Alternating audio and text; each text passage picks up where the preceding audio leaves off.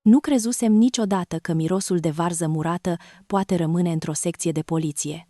Totuși, în noaptea aceea, în camera îngustă de la secția de poliție Domnești, îl simțeam mai puternic decât dezinfectantul de pe masă, decât cafeaua rece a ofițerului și decât umezeala de pe haina mea. Aveam mânecile lipite de piele, părul prins prost, cu fire ude pe ceafă, iar pe încheieturi îmi rămăseseră 2 urme roșii, perfecte, ca 2 brățări făcute din rușine. Ofițerul de caz nu țipa. Tocmai asta mă făcea să simt mai clar ce făcusem. Avea în față telefonul meu crăpat, pus pe o pungă transparentă și apăsa cu vârful pixului pe ecran, ca și cum se temea să nu se murdărească de mine. Din difuzor s-a auzit vocea Zanfirei Munteanu, subțire, metalică, tăiată de semnalul prost al parcării de la spital. Oricum moare Daria, dacă tot stai degeaba pe coridoare, vino acasă și presară sare pe cele 300 de verze. Asta e treaba ta de noră. Cuvintele au ieșit din telefon și au rămas suspendate între noi. Nu era prima dată când le auzeam. În mașină, în curtea ei, în capul meu, le auzisem deja de atâtea ori, încât aproape că nu mai păreau vorbe, ci o lovitură care se repeta singură. Ofițerul a ridicat privirea. După apelul acesta, ați plecat de la Institutul Clinic Fundeni spre Domnești? Am dat din cap. Mi se uscase gura. Pe buze simțeam gust de sare și de sânge, deși nu mai știam dacă sângele era al meu, al lui Radu sau doar o amintire inventată de frică. Și la casa doamnei Zanfira Munteanu ați distrus bunuri din curte și din locuință. Butoaie, mobilier, un dulap cu porțelan și cristal, alimente, pereți interiori.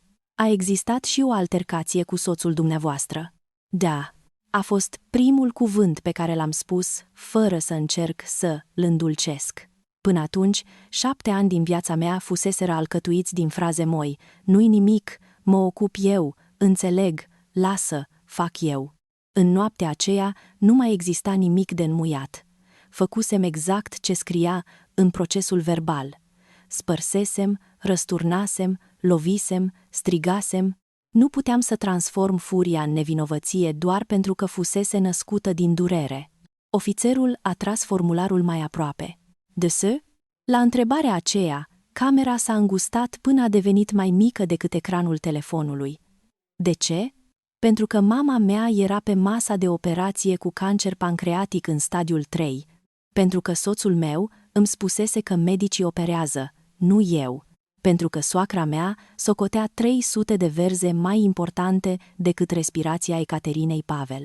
Pentru că, în casa aceea din Domnești, fusesem vreme de 7 ani femeia care taie, spală, cară, tace și mulțumește pentru locul ei la marginea mesei. Dar niciun răspuns nu încăpea frumos într-o declarație.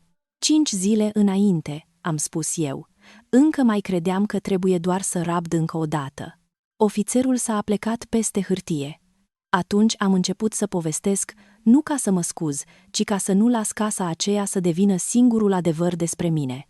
În urmă cu 5 zile, mama stătea în bucătăria mică a localului ei din București și curăța morcovi pentru ciorba de prânz. Îi tremura mâna. Nu era tremuratul unei femei bătrâne, ci al unui corp care consumase prea multă durere în tăcere. De 3 luni spunea că o supără stomacul, o durea după ce mânca, apoi și când nu mânca, slăbise cât să atârne șorțul altfel pe șolduri. Când îi duceam medicamente, îmi zâmbea și glumea că la vârsta ei nu mai trebuie să concureze cu nimeni pentru talie. Eu știam că minte. Ecaterina Pavel crescuse singură o fiică după ce tata murise într-un accident de muncă. Timp de 30 de ani avusese o cratiță pe foc înainte să răsară soarele, un caiet cu datorii mici ale clienților fideli și o voce caldă cu care spunea tuturor că omul flămând nu trebuie grăbit. Pe mine nu mă grăbise niciodată. Nu m-a grăbit nici să plec de lângă Radu, deși îi vedeam privirea când mă întorceam obosită de la familia Munteanu, cu palmele crăpate de la detergent și cu umerii lăsați de parcă aș fi cărat mobila lor în fiecare weekend. Mamă, mergem la medic, i-am spus în dimineața aceea. Am clienți la 12. Închidem localul. Daria nu se închide pentru o durere de burtă. Am luat cuțitul din mâna ei și l-am pus pe tocător. A vrut să se supere, dar fața i s-a strâns de durere și a trebuit să se sprijine de chiuvetă. Atunci, pentru prima dată, mi-a fost frică fără margini. Nu frica aceea obișnuită, domestică, de ceartă, de facturi, de tonul Zamfirei. O frică simplă, că singura persoană care mă iubise fără să mă folosească s-ar putea stinge în timp ce eu încă spălam vasele altora. La spitalul unde am ajuns prima dată, medicul a vorbit încet. A pus filmele pe panoul luminos, iar albastrul rece al imaginilor i-a colorat fața mamei. Formațiune pancreatică, stadiu avansat local. Trebuie evaluare rapidă într-un centru cu experiență. N-am reținut toate cuvintele. Le-am simțit ca pe niște pietre puse una peste alta pe pieptul meu. Mama, în schimb, a reținut numai costurile posibile și absențele mele. Nu vreau să... strig viața, mi-a șoptit când am ieșit pe hol. M-am așezat în genunchi în fața ei, pe gresia rece, fără să mi pese cine trece. Tu ești viața mea. Te rog să alegi să rămâi. A început să plângă fără sunet. Îmi ținea mâna cu degetele acelea aspre, cu unghii scurte, mirosind a pătrunjel și săpun de vase. Am sunat, am trimis rezultate, am insistat, am cerut recomandări. După 2 zile în care am trăit numai între telefon și hârtii, am primit răspuns de la Institutul Clinic Fundeni. Un medic primar chirurg-oncolog accepta să o vadă imediat. Nu promitea minuni. Spunea doar că există o fereastră și că, dacă investigațiile confirmă, se poate încerca o intervenție grea. Pentru mine, cuvântul "se poate" a fost primul aer. În seara în care am aflat data operației, am mers la Casa Munteanu din Domnești să le spun că nu voi putea fi prezentă la pregătirile lor de toamnă. Era deja întuneric. Casa Zamfirei strălucea ca de obicei, cu perdele grele, mobilier lustruit, farfurii decorative pe pereți și miros deodorizant dulce. Radu stătea în fotoliu, cu telefonul în mână. Zamfira curăța o mandarină, aruncând cojile într-o farfurie pe care tot eu urma să o duc la bucătărie, din reflex. Mama are cancer pancreatic, am spus. La Fundeni au acceptat să o opereze. În ziua aceea nu pot veni aici, nici în seara de dinainte. Radu a ridicat ochii abia la jumătatea frazei.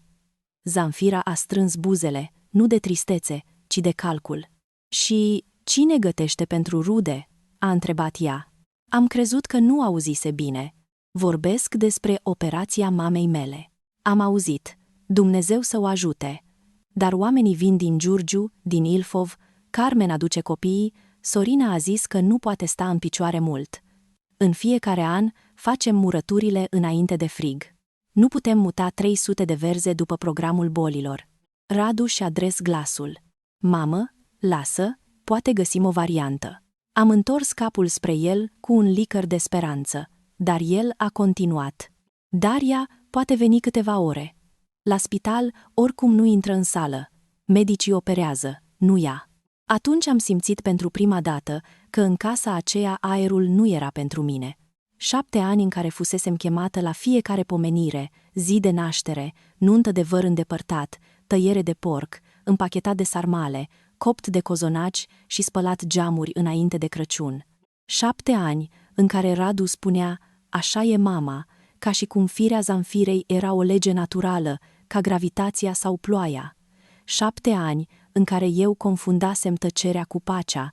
Zamfira a împins farfuria cu cojii spre mine. Nu te uita așa. O noră se vede la greu, nu când totul e frumos. Am lăsat farfuria acolo.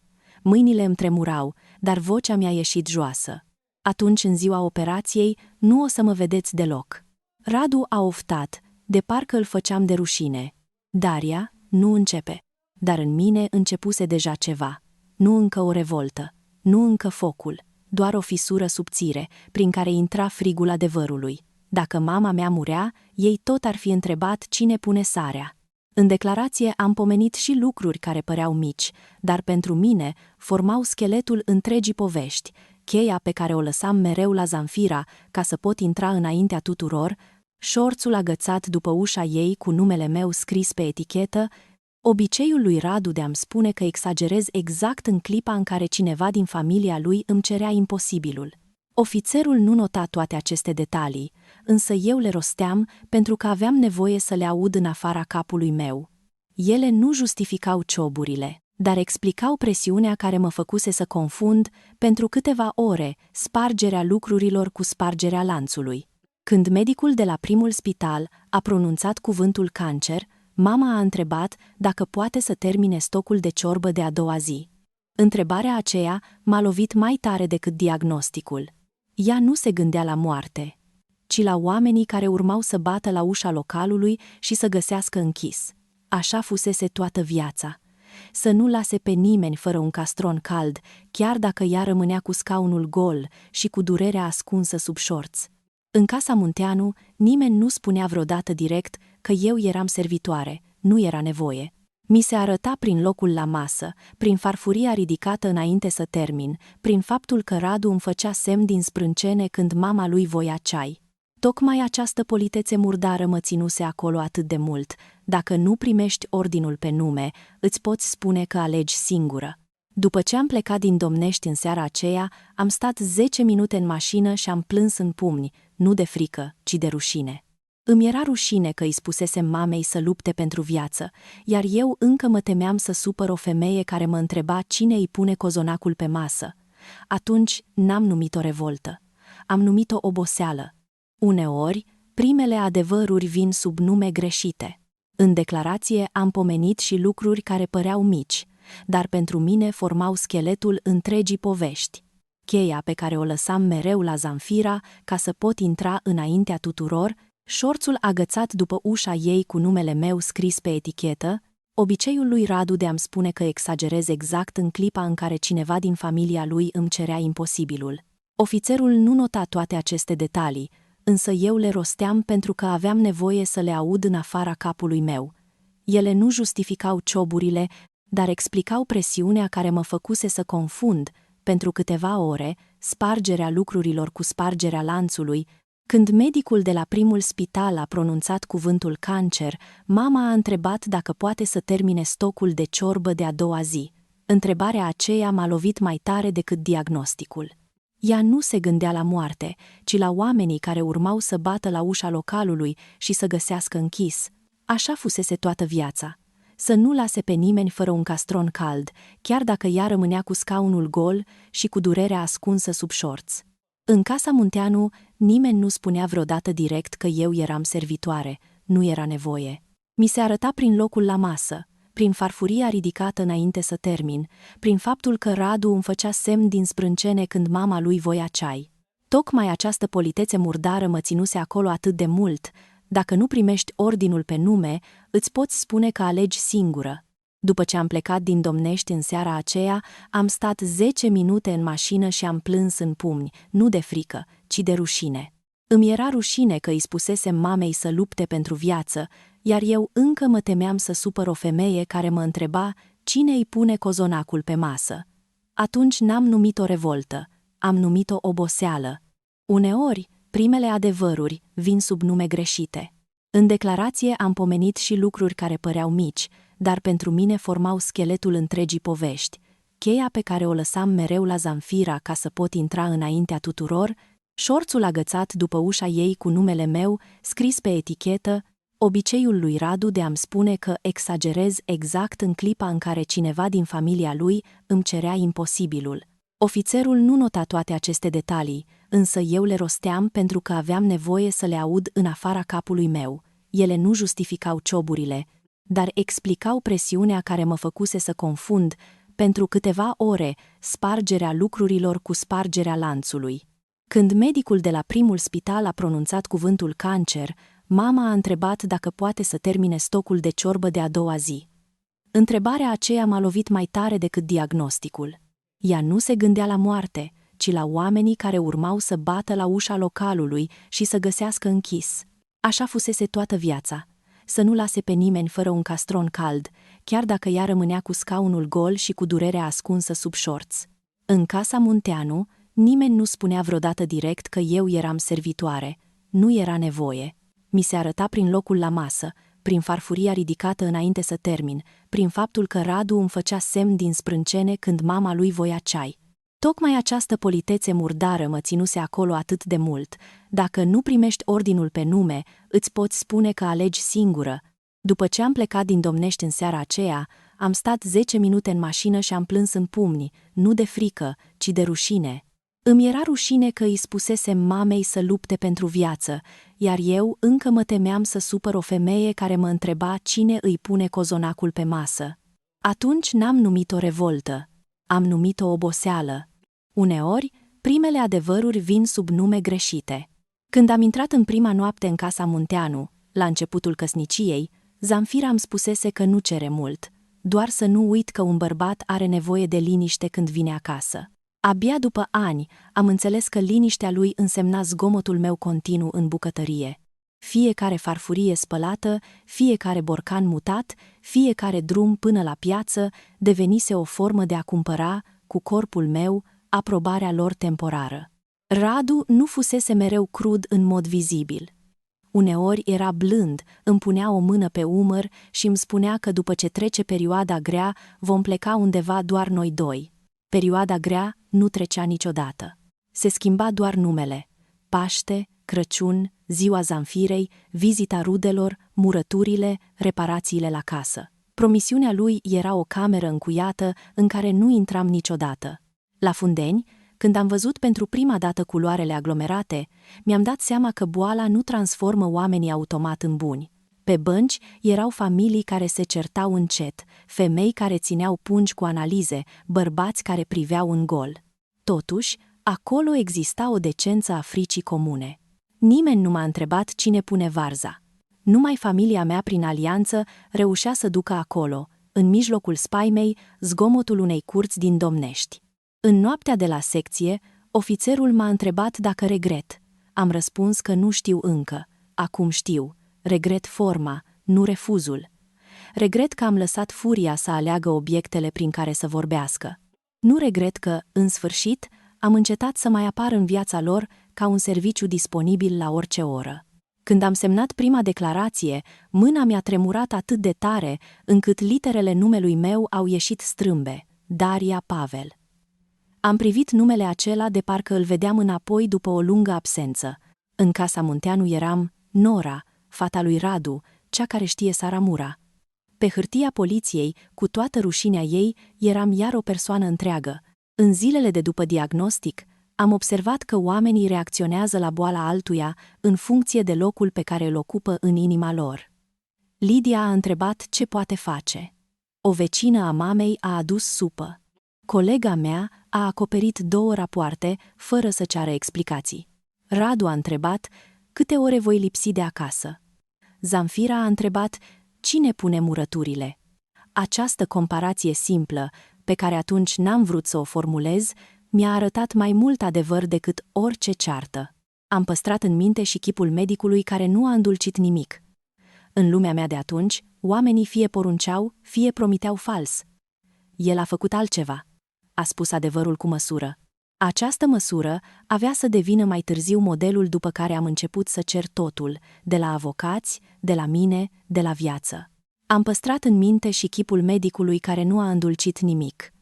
În lumea mea de atunci, oamenii fie porunceau, fie promiteau fals. El a făcut altceva. A spus adevărul cu măsură. Această măsură avea să devină mai târziu modelul după care am început să cer totul, de la avocați, de la mine, de la viață. Cu o seară înainte de internare, am făcut bagajul mamei de 3 ori. Am pus pijamale cu nasturi, halat subțire, papuci cu talpă bună, șervețele umede, cremă pentru mâini, încărcător, o icoană mică pe care nu o purta niciodată la vedere, dar pe care o ținea în sertarul cu acte. Ecaterina mă urmărea din pat, rușinată că eu îi împătuream lucrurile. Nu pune atâtea, Daria. O să zică lumea că mă mut acolo. Lumea n-are treabă cu valiza ta. A zâmbit obosit. Avea ochii mari în fața slăbită. În bucătăria ei, la local, putea să certe furnizori, să liniștească bucătari și să trimită acasă un client beat cu o demnitate pe care toți o respectau. În fața bolii, devenise mică, de parcă își cerea scuze corpului meu pentru că mă obligă să îl port pe al ei. Telefonul a vibrat pe masă. Număr privat. Am știut înainte să răspund. Unde ești? A întrebat Zamfira, fără salut. La mama. Mâine seară trebuie să fii în Domnești. Am cumpărat verzele. 300. Nu pot sta în curte până te hotărăști tu ți termin drama. Am ieșit pe casa scării, ca mama să nu audă. Pereții blocului miroseau avar și mâncare încălzită.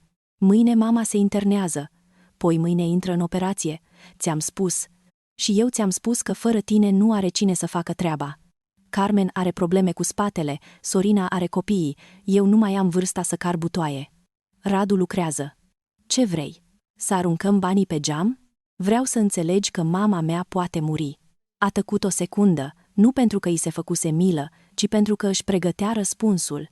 Toți murim, dar iarna vine în fiecare an. Mi-am lipit fruntea de peretele rece. Dincolo de ușă, Ecaterina tușea încet. Aveam în față două lumi. Una în care fiecare minut putea schimba o viață și una în care 300 de verze erau transformate în tribunal al supunerii mele. Nu vin, am spus. Zamfira a închis fără să respire mai tare. Cuvântul meu nu fusese primit ca refuz, ci ca o eroare care urma să fie corectată de altcineva. La Fundeni, dimineața următoare, mama a devenit pacientă înainte să apuce să mai fie mama mea. Brățară pe mână, consimțăminte, întrebări despre alergii, tensiune, investigații, o asistentă care vorbea repede și cald. Bucureștiul se trezea afară cu claxoane și ceață murdară, iar în salon timpul se împărțea în perfuzii și semnături. Radu a venit pe la prânz. Purta cămașa bună, dar nu se bărbierise. A intrat cu un buchet cumpărat probabil din benzinărie, l-a pus pe pervaz și i-a spus mamei: să vă faceți bine. Nu era răutate în ton, era absență, o absență care doare uneori mai tare decât urletul. Ecaterina i-a mulțumit politicos. Eu l-am condus pe hol, crezând că venise să mă susțină, fie și târziu. Trebuie să găsim o soluție, a spus el. Pentru mama? Pentru ai mei. E dezastru acolo. Au ajuns verzele, sarea, butoaiele. Vin rudele mâine dimineață. Mama e cu tensiunea sus. Dacă te duci diseară 2 ore, doar să pornești treaba. M-am uitat la ușa salonului. Înăuntru, mama își netezea pătura, făcând ordine într-un loc unde putea să nu se mai trezească. Ai auzit ce a spus chirurgul? Camiza este mare? Ca dacă se extinde operația, poate dura mult? Și ce o să faci tu în timpul ăsta? O să stai pe scaun. Nu ești tu cea care taie. Sunt medici, Daria. A spus-o calm, aproape rațional. Așa făcea mereu Radu, lua cruzimea, îi dădea un sacou curat și o prezenta ca logică. Pentru o clipă am vrut să-i arăt mâinile mamei, pielea transparentă, frica ei, dar știam că el vedea numai ce-i strica programul. Nu plec de aici. Mama n-o să uite. Nici eu. Ușa liftului s-a închis între noi. Când m-am întors în salon, Ecaterina era trează. De ce ești albă la față?" m-a întrebat. De la cafeaua proastă. A întins mâna și mi-a atins obrazul. Mama știa când mințeam, dar, ca toate mamele care se tem să nu și obosească fiicele, a ales să mă creadă. Noaptea de dinaintea operației a fost făcută din zgomote mici, roțile unui cărucior pe hol, foșnetul halatului unei asistente, respirația mamei, mai rapidă când adormea și visa urât. Eu stăteam pe scaunul de lângă pat, cu telefonul pe silențios. La început vibra din când în când. Apoi, după ora 10, a început să tremure aproape continuu. Grupul familiei Munteanu se umplea cu mesaje. Zamfira scria liste ca pe ordine militare. Daria taie cotoarele. Daria spală fiecare varză. Daria pregătește saramura. Carmen adăuga că vrea și gogonele, pentru că anul trecut ale mele fuseseră acceptabile. Sorina trimitea emoticoane cu butoaie și râsete, apoi întreba la ce oră să vină copiii să ia borcanele. Un unchi din Giurgiu scria că femeile tinere trebuie să ducă tradiția mai departe. Eu eram femeia tânără la 37 de ani, contabilizată ca brațe, spate, genunchi, nu ca fiică. Am răspuns o singură dată. Mâine mama mea intră în operație, nu vin. Zamfira a scris imediat, nu te preface că tu operezi. Am simțit cum mi se strânge stomacul, am blocat numărul ei, apoi pe al lui Radu, apoi grupul. Mi s-a părut, pentru o clipă, că liniștea telefonului e o victorie. Era doar o pauză între două lovituri. La 5 dimineața, medicul a trecut pe la pat. A vorbit cu mama pe nume, i-a explicat din nou că operația poate fi dificilă, că uneori planul se schimbă în sală, că după aceea urmează terapie și monitorizare. Mama l-a ascultat cu o liniște care m-a rupt, apoi m-a chemat aproape. Dacă e prea greu, să nu vinzi nimic pentru mine. Nu mai spune asta. Darie, te rog, mamă, azi nu mă pui să aleg bani în locul tău. Toată viața ai ales tu lipsa ca să mi fie mie puțin mai bine. Azi aleg eu. A plâns. Eu nu. Dacă aș fi început, mi-ar fi fost teamă că nu mă mai opresc. I-am legat părul sub boneta de spital, i-am pus icoana în buzunarul halatului, deși știam că probabil asistenta o va scoate înainte de sală. Îmi trebuia gestul acela mic, inutil, ca să nu simt că o dau din mâini complet. Pe la 6:30 a ajuns Lidia Pavel, mătușa mea. Era sora mamei, mai scundă, mai aspră, cu privirea unei femei care tăiase în viață multe noduri fără să ceară voie. A venit cu un termos de cafea și 2 sandvișuri învelite în folie. Eu stau aici. Tu nu pleci decât la baie sau la aer, ai înțeles? Am îmbrățișat-o. Până atunci nu știusem cât de mult aveam nevoie ca cineva să mi dea voie să fiu fiică, nu doar noră. Când au împins patul mamei spre sala de operație, lumea s-a redus la lumina roșie de deasupra ușii. În operație. Ecaterina a ridicat 2 degete spre mine, un semn al nostru de când eram mică. Suntem 2, nu una singură. I-am răspuns la fel. Ușile s-au închis. Am stat nemișcată până când Lidia m-a prins de cot. Respiră. Am încercat. Aerul a intrat greu. Telefonul, deși toate numerele erau blocate, a vibrat cu un apel necunoscut. Nu am răspuns. A sunat din nou. Și iar. Am coborât spre parcare, spunându-mi că trebuie doar să mut mașina, pentru că o lăsasem prost în zona de acces. În lift, apelul a continuat. Când am ajuns în subsolul cenușiu, betonul amplifica fiecare sunet. Am răspuns fiindcă am crezut, absurd, că poate e de la spital. În sfârșit, a zis Zamfira. Vocea ei, venită de pe un număr străin, mi-a intrat în ureche ca un obiect ascuțit. Nu mă mai suna. Faci spectacol acolo de parcă ai fi sfântă. Oricum moare Daria, nu te mai ține de scaunul ăla. Vino în Domnești și presară sare pe cele 300 de verze. Sarea nu se pune singură. În parcare s-a auzit un claxon scurt. Cineva trântea o ușă de mașină. Eu am rămas cu telefonul la ureche, dar nu mai eram în corpul meu. Cuvântul moare a rupt ceva în mine, nu ca o ață, ci ca o ușă smulsă din balamale. Mai târziu, Alina avea să mi arate că telefonul meu înregistrase automat convorbirea. În clipa aceea nu știam și nu-mi păsa. Știam doar că femeia aceea pronunțase moartea mamei mele ca pe un inconvenient domestic.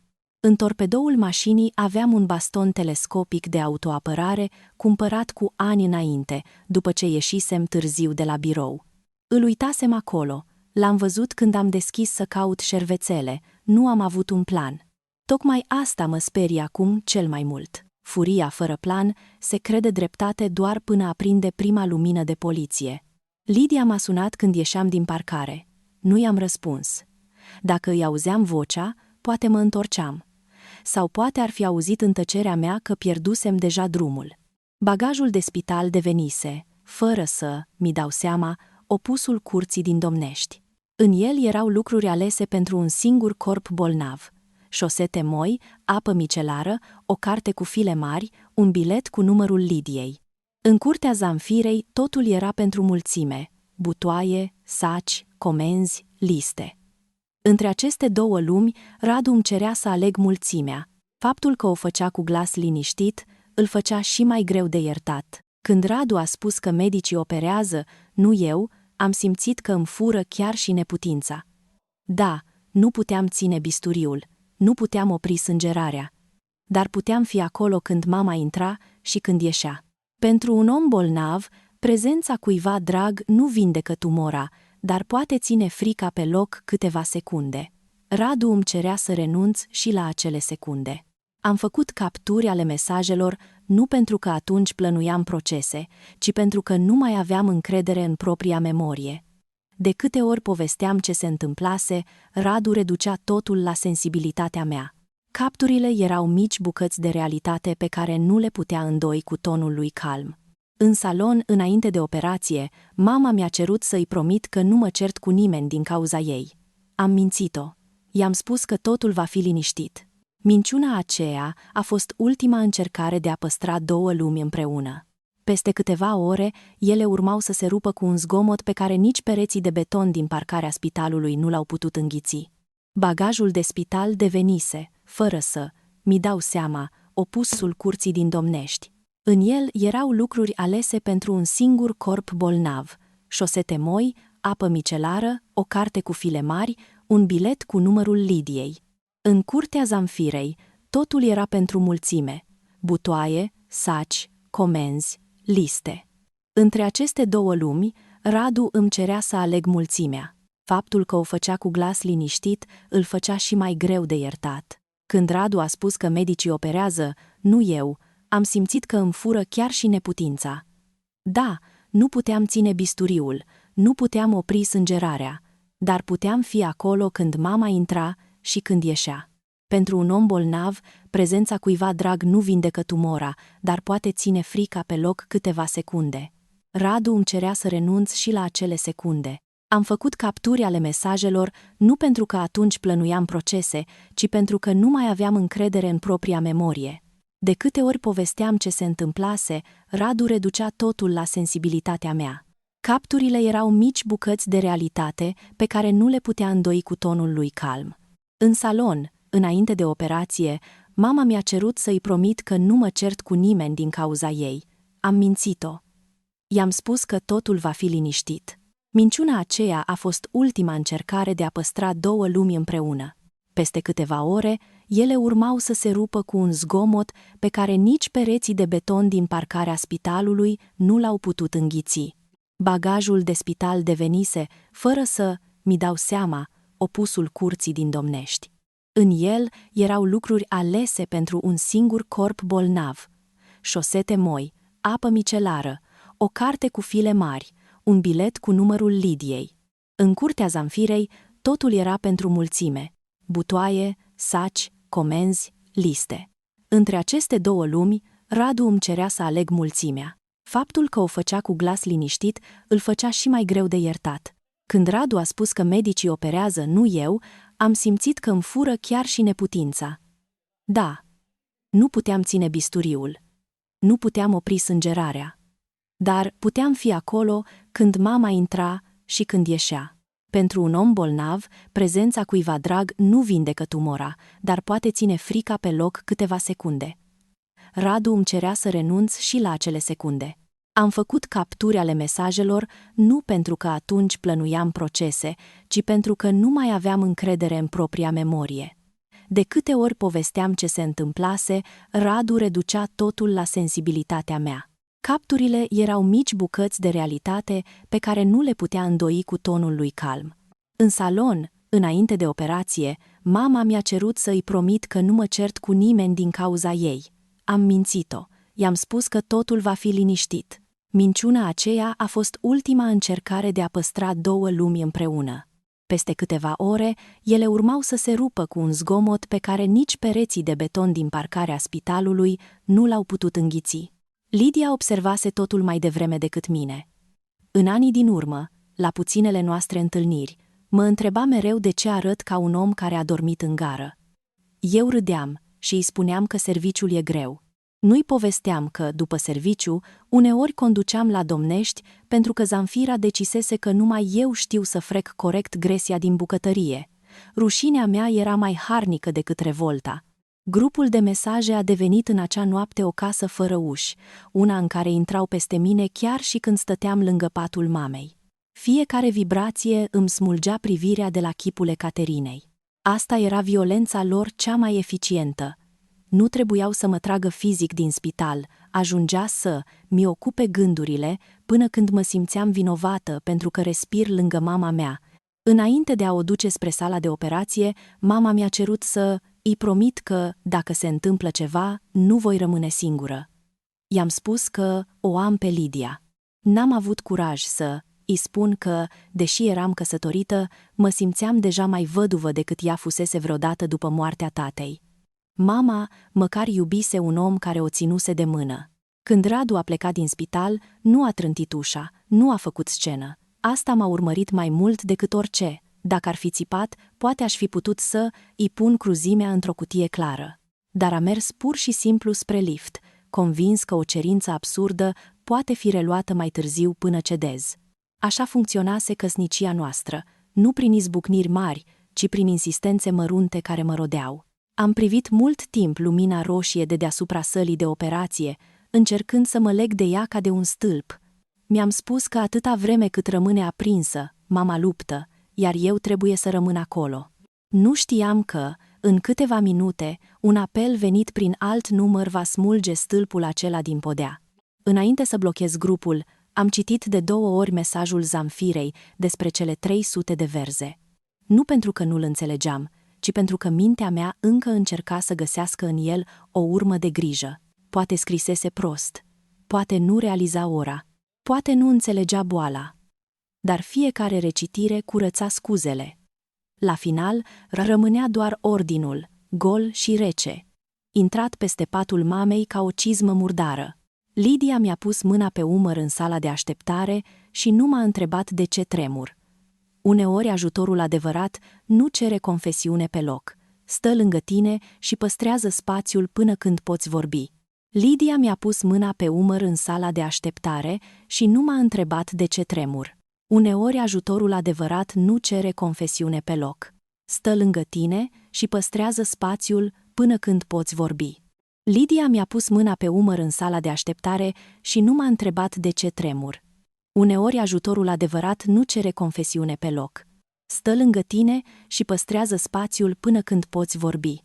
Lidia mi-a pus mâna pe umăr în sala de așteptare și nu m-a întrebat de ce tremur.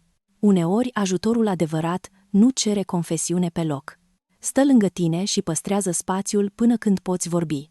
Drumul de la Fundeni la Domnești nu a fost în amintirea mea un drum. A fost o succesiune de fragmente.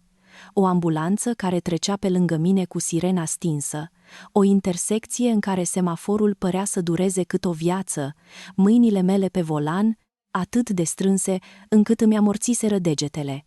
Nu vreau să fac din acea cursă o scenă eroică. Nu a fost. Am condus ca o femeie care nu mai știe ce pierde dacă ajunge și ce pierde dacă se oprește. De aceea, când povestesc astăzi, spun simplu: am plecat. Atât. Restul aparține unui dosar, nu unui cântec de victorie. În curtea Zamfirei, poarta era deschisă larg. Pe jos erau așezate butoaie alimentare albastre, lăzi cu verze, saci de sare grunjoasă, legături de mărar uscat și rădăcini de hrean. 300 de căpățâni așteptau ca un public mut. Carmen, Sorina și 2 mătuși din Giurgiu beau cafea pe o bancă. Când am intrat, una dintre ele a râs ușurată. A venit Nora. Hai, că tot ea știe Saramura. Zamfira a ieșit din casă cu șorțul curat, nu cel de muncă. Îl purta doar ca să pară stăpână peste o operațiune la care nu intenționa să și murdărească mâinile. Vezi? Ți-a venit mintea la cap. Cred că atunci am înțeles cât de profund mă șterseseră. Nu m-a întrebat dacă mama mai era în viață, nu m-a întrebat de ce am fața aceea, nu a tresărit văzând bastonul din mâna mea. Pentru ea, eu eram o unealtă întârziată. Unealta se întorsese. Repetă ce ai spus la telefon, i-am cerut. Zamfira s-a uitat spre rude. Iar începi cu teatrul? Pune mâna pe cuțit și taie cotoarele. Repetă că mama mea oricum moare. Carmen și-a lăsat cana jos. Sorina a scos telefonul, probabil să filmeze. Aș vrea să spun că atunci m-am oprit fiindcă am văzut în ochii lor frică. Nu m-am oprit. Am lovit primul butoi cu piciorul. S-a răsturnat gol, rostogolindu-se pe pavaj cu un zgomot surd, apoi am prins o ladă de margine și am tras-o. Verzele au căzut una peste alta, deschizându-se în noroi ca niște capete verzi fără apărare. Daria, a țipat Sorina. Am desfăcut un sac de sare și l-am răsturnat peste curte. Sarea s-a împrăștiat albă, absurd de frumoasă, peste frunzele murdare. O parte din mine se uita de undeva de sus și știa că trec o limită. Altă parte, mai veche, mai rănită, vedea numai mâinile mele de 7 ani, mâinile care spălaseră vasele lor, frecaseră aragazul lor, tăiaseră ceapa lor, împărțiseră farfurii la mese unde nimeni nu întrebase dacă am mâncat. Am deschis robinetul din curte și am tras furtunul. Apa a lovit varza, sarea, pantofii Zamfirei. Rudele s-au retras cu strigăte, de parcă apa aceea ar fi fost foc. Eu țipam, dar nu mi-amintesc toate cuvintele. Din declarații și din ce mi-a spus ofițerul, știu că am spus: "Asta voiați? Sare? Aveți sare." Știu că Zamfira m-a numit nebună. Știu că cineva a sunat la Radu. Când am intrat în casă, podeaua era lucioasă, perfectă, cu covoare scumpe și un dulap vitrină în care Zamfira ținea porțelanuri pictate, pahare de cristal de Boemia și farfurii despre care povestea la fiecare sărbătoare ca despre o moștenire nobilă. Nu erau moștenire. Erau trofee cumpărate din anii în care toți făcuseră din mine bucătăreasă, șofer, femeie de serviciu și paratrăsnet. Am lovit vitrina. Odată. Geamul s-a crăpat ca un lac înghețat. A doua lovitură a deschis-o. Paharele au căzut cu un sunet înalt, aproape muzical, și s-au făcut bucăți pe parchet. Nu descriu asta cu plăcere. Când îmi amintesc, mă doare stomacul. Nu pentru că Zamfira nu meritase să fie oprită, ci pentru că lucrurile sparte nu răspund. Ele doar îți confirmă că te-ai pierdut.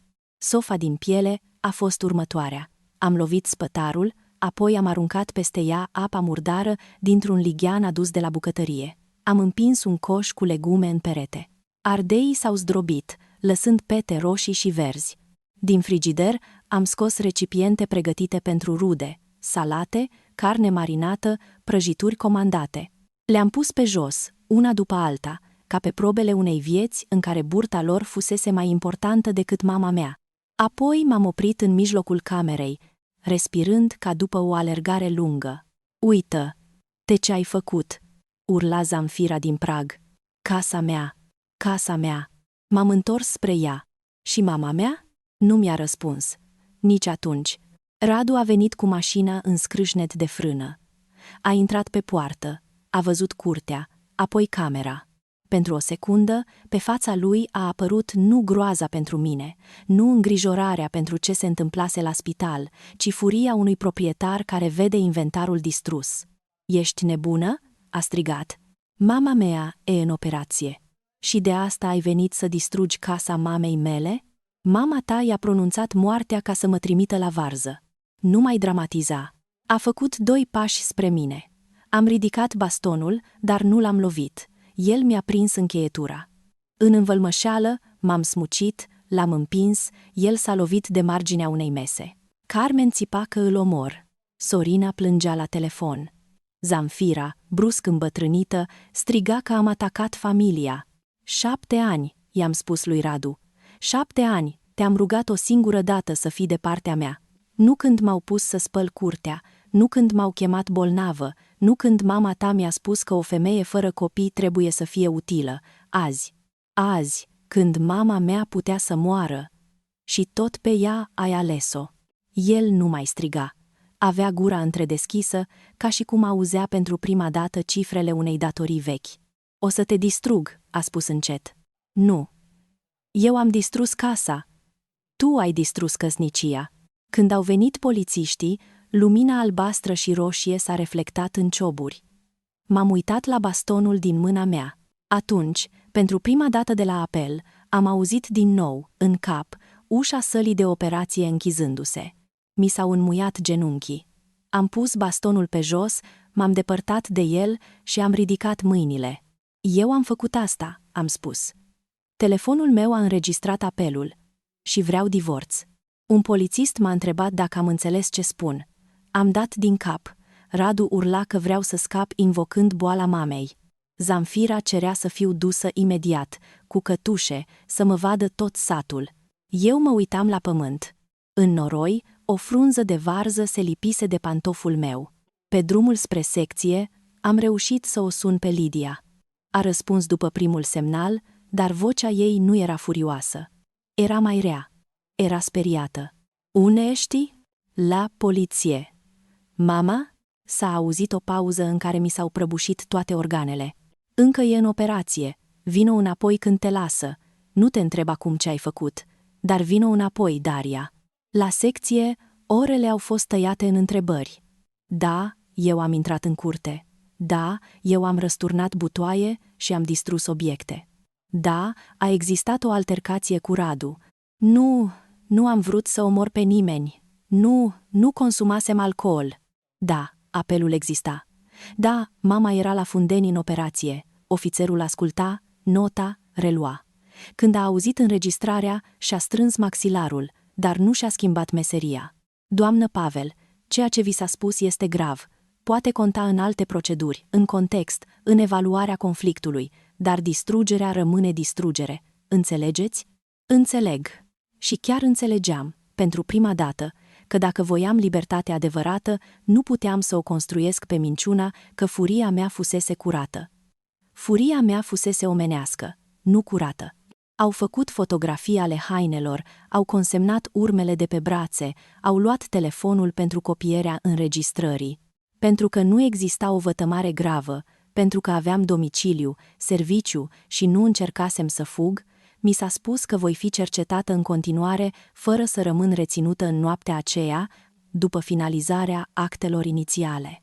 Totul suna tehnic, dar pentru mine fiecare propoziție era o singură întrebare: mai trăiește mama? Când am ieșit, cerul începuse să se deschidă spre dimineață. Lidia m-a sunat înainte să apuc să chem un taxi. Vino acum. Vino, Daria. Doctorul a ieșit. Am ajuns la Fundeni cu picioarele moi, alergând pe holuri de parcă aș fi putut recupera orele pierdute. Lidia mă aștepta lângă ușă, cu fața udă. Nu știam dacă sunt lacrimi bune sau rele. Medicul a venit spre mine cu masca sub bărbie și ochii unui om care muncise mult. Intervenția a fost dificilă, mi-a spus. Am reușit să îndepărtăm formațiunea pe cât a permis situația. Urmează terapie și monitorizare atentă. Nu pot promite mai mult decât este corect, dar operația a mers bine. Am rămas în picioare încă 2 secunde. Apoi podeaua a venit spre mine. Lidia m-a prins de umeri înainte să cad de tot. Am plâns acolo, pe hol, fără sunet la început, apoi cu sughițuri urâte, copilărești. Plângeam pentru mama care trăia, pentru mine care făcusem ceva ireparabil, pentru cei 7 ani în care crezusem că dacă sunt destul de folositoare voi fi, într-o zi, iubită. În terapie, mâna Ecaterinei era caldă. Avea tuburi, fire, fața palidă, dar degetele ei au tresărit când i-am atins palma. M-am plecat aproape. Sunt aici, mamă. Îmi pare rău că am plecat. Nu m-a auzit atunci. Sau poate m-a auzit într-un loc unde cuvintele nu mai trebuie să fie întregi. Mâna ei a rămas în mâna mea. 4 zile mai târziu, când a reușit să mănânce câteva linguri de supă limpede și să mi spună că are gust de spital, nu de mâncare, am râs amândouă. A fost primul râs după diagnostic.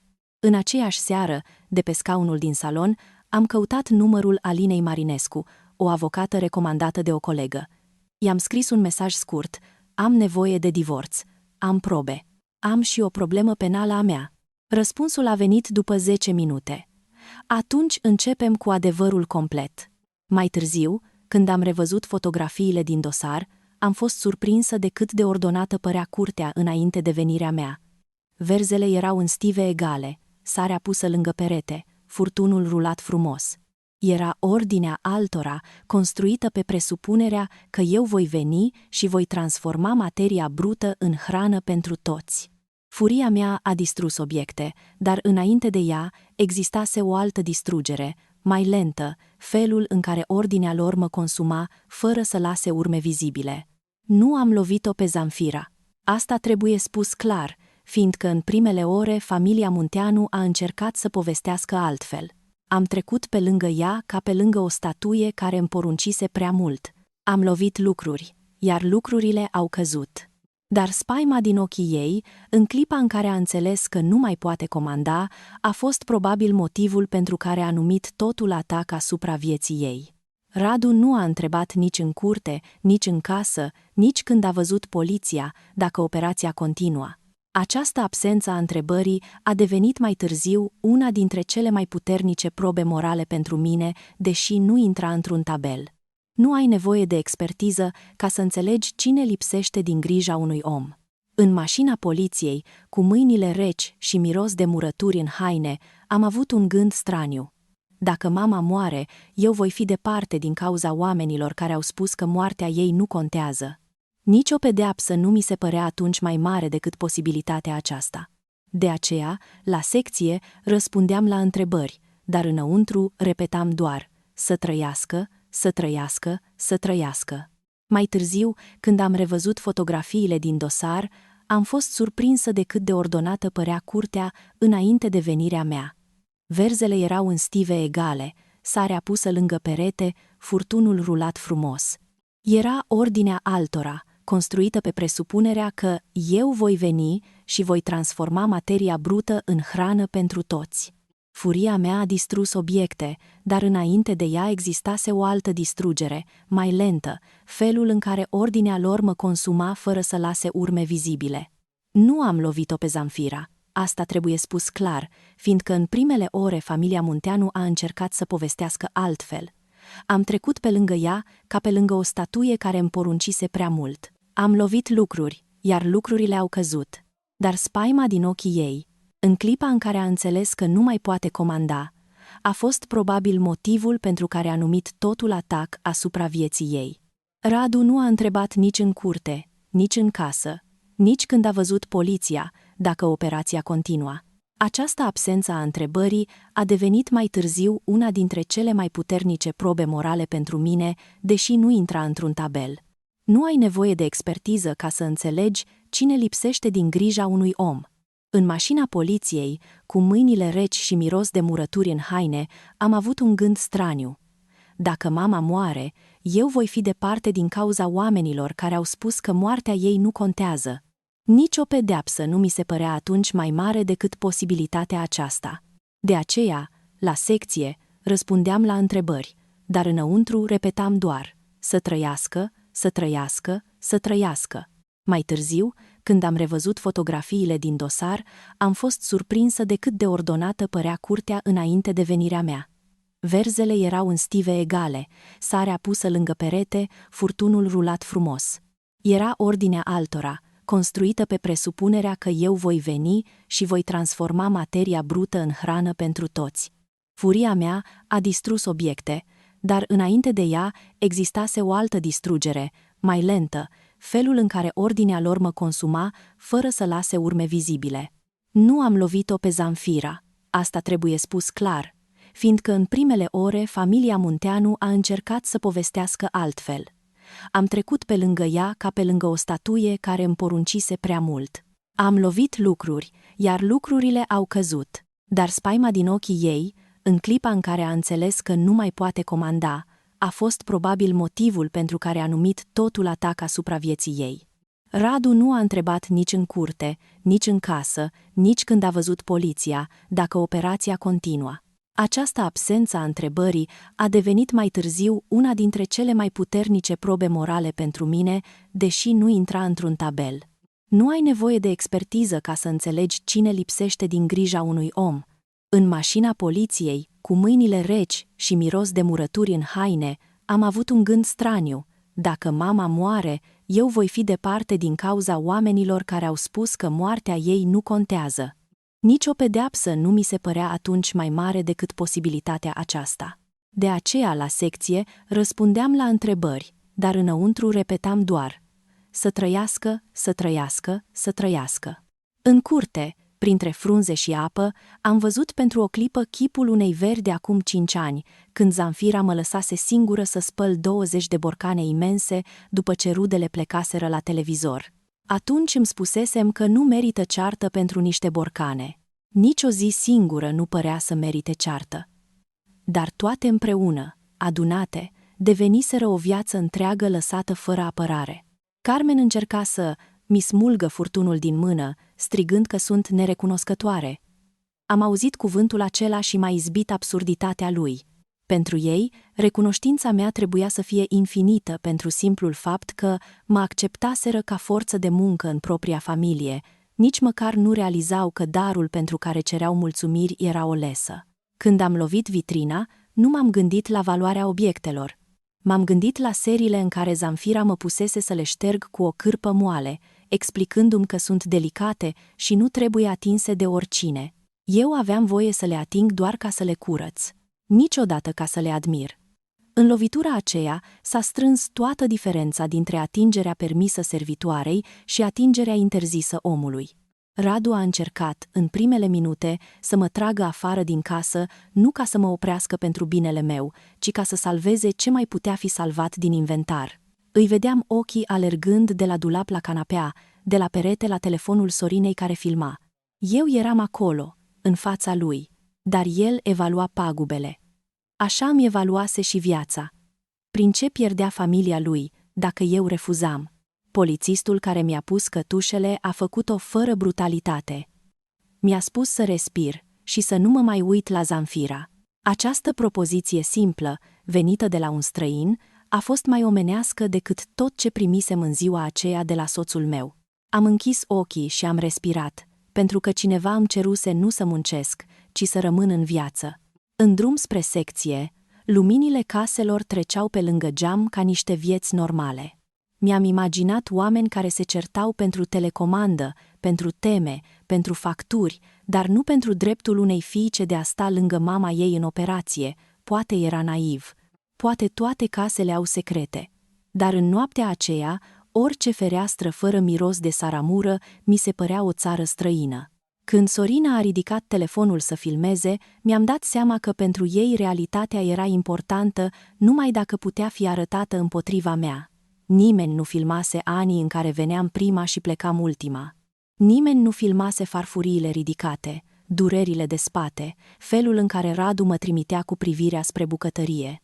În clipa aceea, camera ei nu căuta adevărul, ci o bucățică de nebunie pe care să o folosească drept capac peste toată povestea. La secție, între două întrebări, am cerut apă. Paharul de plastic mi-a tremurat în mână. Ofițerul a observat și a împins spre mine un șervețel fără să spună nimic. Gestul acela mic m-a făcut să plâng aproape mai tare decât acuzațiile. Străinii îmi ofereau lucruri simple: apă, hârtie, un scaun. Familia pentru care muncisem ani întregi îmi ceruse sare peste moartea mamei. După ce am pus bastonul jos, am simțit pentru o clipă că tot corpul meu devine foarte greu. Furia mă ținuse în picioare. Odată plecată, rămăsese o femeie epuizată, cu haine ude și cu o mamă pe masa de operație. După ce am pus bastonul jos, am simțit pentru o clipă că tot corpul meu devine foarte greu. Furia mă ținuse în picioare. Odată plecată, rămăsese o femeie epuizată, cu haine ude și cu o mamă pe masa de operație. După ce am pus bastonul jos, am simțit pentru o clipă că tot corpul meu devine foarte greu. Furia mă ținuse în picioare. Odată plecată, rămăsese o femeie epuizată, cu haine ude și cu o mamă pe masa de operație. După ce am pus bastonul jos, am simțit pentru o clipă că tot corpul meu devine foarte greu. Furia mă ținuse în picioare. Odată plecată, rămăsese o femeie epuizată, cu haine ude și cu o mamă pe masa de operație. După ce am pus bastonul jos, am simțit pentru o clipă că tot corpul meu devine foarte greu. Furia mă ținuse în picioare. Odată plecată, rămăsese o femeie epuizată, cu haine ude și cu o mamă pe masa de operație.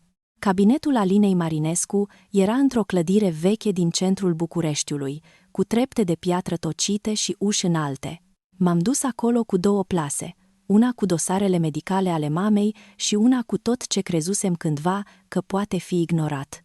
Capturi din grupul familiei Munteanu, mesaje de la Zamfira în care mă chema la curățenie, la gătit, la rude bolnave pe care nu le cunoscusem, fotografii cu mâinile mele umflate după weekenduri întregi de muncă, înregistrarea apelului, procesul verbal de la poliție. Alina era o femeie cu părul prins la ceafă și o voce calmă, fără zahăr. A ascultat tot, fără să mă întrerupă decât ca să clarifice date. Când am terminat, a pus pixul jos. Vreau să fie limpede. Ce ți-au făcut ei contează. Ce a spus Zamfira contează. Abuzul domestic și presiunea sistematică pot fi documentate, dar dosarul de distrugere nu dispare pentru că tu ai avut motive. O să lucrăm și acolo, ca să explicăm contextul, să evaluăm prejudiciul corect, să nu fi transformată într-un monstru, dar nu construim apărarea pe ideea că ai avut dreptul să spargi casa. Am dat din cap. Pentru o clipă, mi-a fost teamă că mă va judeca mai tare decât polițistul. Nu a făcut-o. Apoi, a continuat ea, ne uităm la divorț, la eventuale despăgubiri, la ordine de protecție dacă există condiții, la separarea ta de familia Munteanu. Ai unde să stai. Cu mama încă nu. Locuiește într-un bloc fără lift și are nevoie de recuperare. Eu nu mă întorc acasă. Alina a deschis un alt dosar. Atunci primul pas nu e răzbunarea, e siguranța. În următoarele zile am învățat cât de rece poate deveni viața când intră în dosare. Fiecare durere primea odată, fiecare insultă devenea fișier, fiecare duminică pierdută era doar context, nu probă suficientă. Asta m-a înfuriat la început. Apoi m-a salvat. Pentru că hârtiile nu plângeau, nu tremurau când suna un număr necunoscut, nu se simțeau vinovate că spun nu. Cu ajutorul Lidiei, am închiriat un apartament mic în drumul taberei, într-un bloc cu lift și rampă. Avea 2 camere, parchet deschis la culoare, o bucătărie modestă și ferestre mari spre niște copaci care încă mai țineau frunze galbene. Când am dus-o pe mama acolo după externare, sprijinită de brațul meu și de al Lidiei, s-a uitat la lumină și a spus: "E prea mult soare aici." Atunci îl împărțim. Am cumpărat perdele subțiri, scaun pentru duș, suporturi pentru medicamente și un fotoliu în care mama putea sta fără să o doară spatele. Seara, când dormea, eu deschideam laptopul la masa din bucătărie și ordonam fișierele pentru Alina. Nu simțeam încă libertate, simțeam doar spațiu între mine și Domnești. Pentru început, era suficient. Radu suna de pe numere diferite. La început furios, apoi amenințător, apoi brusc tandru. "Daria, ai exagerat, dar putem repara. Mama e terminată psihic. O să plătești tot. Dacă mă iubești, măcar răspunde." Niciun mesaj nu întreba cum este Ecaterina după operație. Niciunul. Alina m-a trimis la un investigator privat autorizat, Victor Ionescu, nu ca să mi hrănesc gelozia, ci ca să verificăm 2 lucruri pe care le intuiam de mult. Radu dispărea prea des după program și devenise ciudat de atent cu telefonul. În plus, în timpul căsniciei, îmi spusese de câteva ori că firma are bugete flexibile pentru mese cu partenerii. Eu eram contabilă, știam ce înseamnă o justificare prea lejeră. Victor Ionescu nu semăna cu detectivii din filme. Era un bărbat între 2 vârste, cu geacă simplă și carnet de notițe.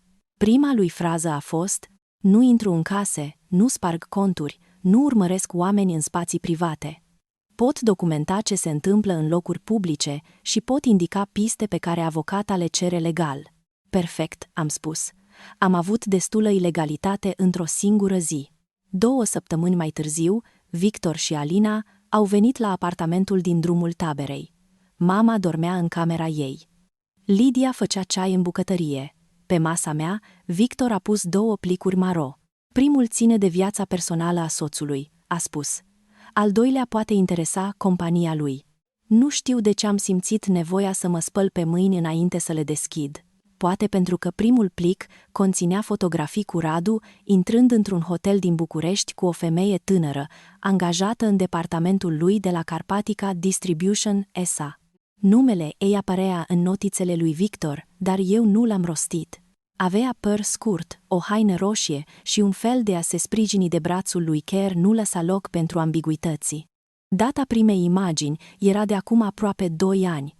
Apoi alte date, alte ieșiri, alte hoteluri. M-am uitat la Alina, în timp ce eu făceam murături pentru mama lui. "Da," a spus ea încet.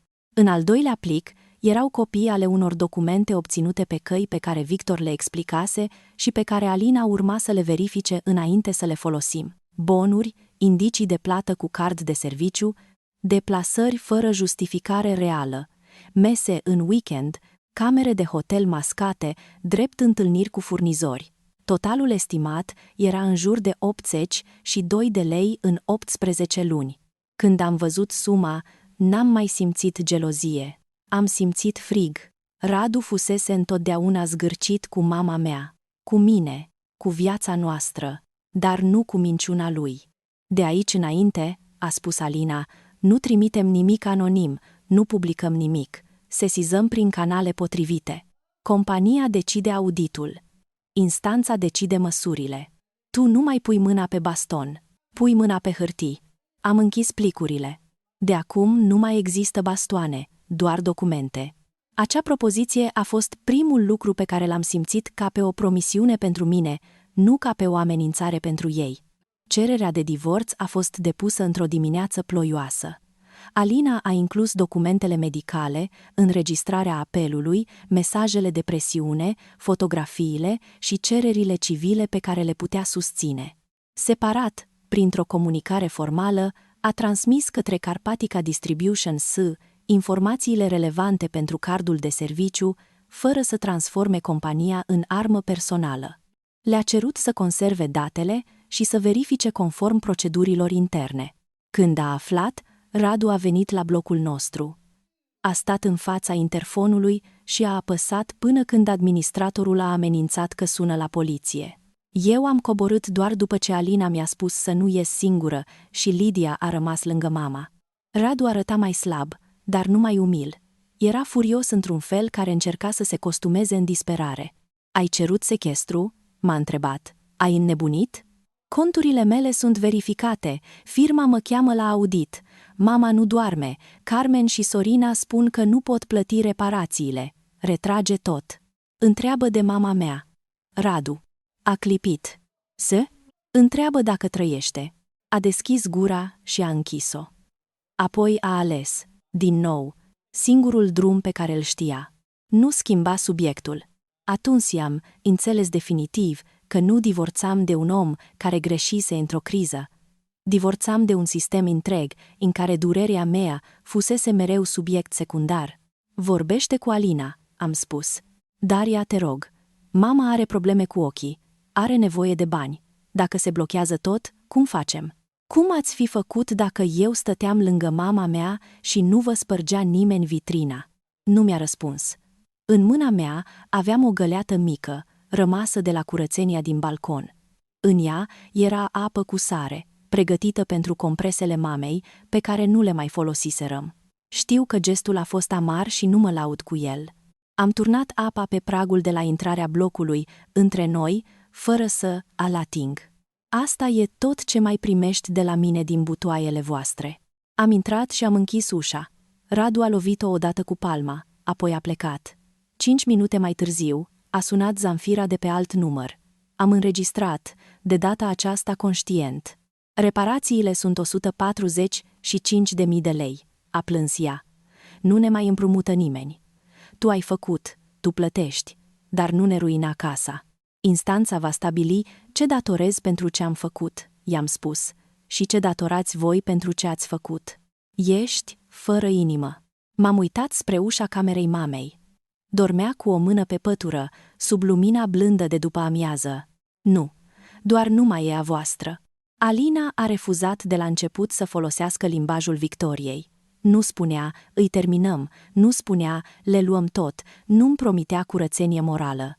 Îmi vorbea despre termene, riscuri, probe admisibile, prejudicii, diferența dintre ceea ce știu și ceea ce pot demonstra. La început, precauția ei mă frustra.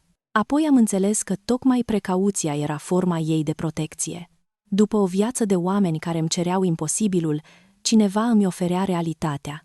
În apartamentul nou, mama a dormit prima noapte aproape 12 ore. Eu am stat pe scaun lângă ușă, ascultând liftul și pașii vecinilor, convinsă că Radu va apărea oricând. Nu a apărut. A doua zi dimineață, când lumina a intrat peste masa goală, m-am speriat de liniște. Nu știam ce să fac într-o casă în care nimeni nu cerea nimic de la mine. Victor Ionescu mi-a spus că adevărul nu devine probă doar pentru că doare. A fost o frază care m-a enervat și apoi m-a disciplinat. Îmi venea îi cer să mi-aducă tot, imediat, să rupă perdelele minciunii. El a deschis carnetul și m-a întrebat ce anume pot susține cu date, locuri, martori. M-a forțat să trec de la febra trădării la geometria faptelor. Când am găsit fotografiile, am avut un impuls rușinos. Să îi trimit femeii un mesaj, să o întreb ce avea ea ce nu aveam eu. Alina mi-a luat telefonul din mână și mi-a spus că întrebarea greșită prelungește captivitatea. Nu ea îmi promisese respect în fața mamei lui. Nu ea mă trimisese la varză. Cel care trebuia privit era Radu. Alina a refuzat de la început să folosească limbajul victoriei. Nu spunea, îi terminăm, nu spunea, le luăm tot, nu-mi promitea curățenie morală. Îmi vorbea despre termene, riscuri, probe admisibile, prejudicii, diferența dintre ceea ce știu și ceea ce pot demonstra. La început, precauția ei mă frustra. Apoi am înțeles că tocmai precauția era forma ei de protecție. După o viață de oameni care îmi cereau imposibilul, cineva îmi oferea realitatea. În apartamentul nou, mama a dormit prima noapte aproape 12 ore. Eu am stat pe scaun lângă ușă, ascultând liftul și pașii vecinilor, convinsă că Radu va apărea oricând. Nu a apărut. A doua zi dimineață, când lumina a intrat peste masa goală, m-am speriat de liniște. Nu știam ce să fac într-o casă în care nimeni nu cerea nimic de la mine. Victor Ionescu mi-a spus că adevărul nu devine probă doar pentru că doare. A fost o frază care m-a enervat și apoi m-a disciplinat. Îmi venea îi cer să mi-aducă tot, imediat, să rupă perdelele minciunii. El a deschis carnetul și m-a întrebat ce anume pot susține cu date, locuri, martori. M-a forțat să trec de la febra trădării la geometria faptelor. Când am găsit fotografiile, am avut un impuls rușinos. Să îi trimit femeii un mesaj, să o întreb ce avea ea, ce nu aveam eu. Alina mi-a luat telefonul din mână și mi-a spus că întrebarea greșită prelungește captivitatea. Nu ea îmi promisese respect în fața mamei lui. Nu ea mă trimisese la varză. Cel care trebuia privit era Radu. Alina a refuzat de la început să folosească limbajul victoriei. Nu spunea, îi terminăm, nu spunea, le luăm tot, nu-mi promitea curățenie morală. Îmi vorbea despre termene, riscuri, probe admisibile, prejudicii, diferența dintre ceea ce știu și ceea ce pot demonstra. La început, precauția ei mă frustra. Apoi am înțeles că tocmai precauția era forma ei de protecție. După o viață de oameni care îmi cereau imposibilul, cineva îmi oferea realitatea. În apartamentul nou, mama a dormit prima noapte aproape 12 ore. Eu am stat pe scaun lângă ușă, ascultând liftul și pașii vecinilor, convinsă că Radu va apărea oricând. Nu a apărut. A doua zi dimineață, când lumina a intrat peste masa goală, m-am speriat de liniște. Nu știam ce să fac într-o casă în care nimeni nu cerea nimic de la mine. Victor Ionescu mi-a spus că adevărul nu devine probă doar pentru că doare. A fost o frază care m-a enervat și apoi m-a disciplinat. Îmi venea îi cer să mi-aducă tot, imediat, să rupă perdelele minciunii. El a deschis carnetul și m-a întrebat ce anume pot susține cu date, locuri, martori. M-a forțat să trec de la febra trădării la geometria faptelor. Când am găsit fotografiile, am avut un impuls rușinos, să îi trimit femeii un mesaj, să o întreb ce avea ea ce nu aveam eu. Alina mi-a luat telefonul din mână și mi-a spus că întrebarea greșită prelungește captivitatea. Nu ea îmi promisese respect în fața mamei lui, nu ea mă trimisese la varză. Cel care trebuia privit era Radu. Primele zile în apartamentul din drumul taberei au avut o liniște aproape medicală. Vorbeam încet, mergeam încet, puneam paharele jos fără zgomot, ca și cum încă eram pe culoarul de la terapie intensivă. Mama își cerea scuze pentru fiecare pastilă pe care trebuia să-i o aduc. Eu îi ceream scuze pentru fiecare minut în care fusesem departe. Lidia ne certa pe amândouă și spunea că într-o casă nouă primele cuvinte nu trebuie să fie scuze. Alina m-a pus să fac un tabel al celor 7 ani. Mi s-a părut absurd și rece. Cum să pui într-o coloană Crăciunurile în care nu mi-am văzut mama, duminicile în care am spălat curtea Zamfirei, seriile în care Radu promitea că data viitoare va fi altfel? Dar tabelul a avut un efect ciudat. A transformat ceața în formă. Am putut vedea, negru pe alb, că nu exagerasem. Victor Ionescu nu m-a întrebat niciodată dacă îl mai iubesc pe Radu. Cred că a înțeles că întrebarea era inutilă. Iubirea care mai rămăsese era ca o fotografie decolorată într-un portofel vechi, dovada că existase cândva ceva, nu motiv să reconstruiești casa arsă în jurul ei. Când am văzut estimarea de 82 de lei, mintea mea de contabilă a început să lucreze înaintea inimii.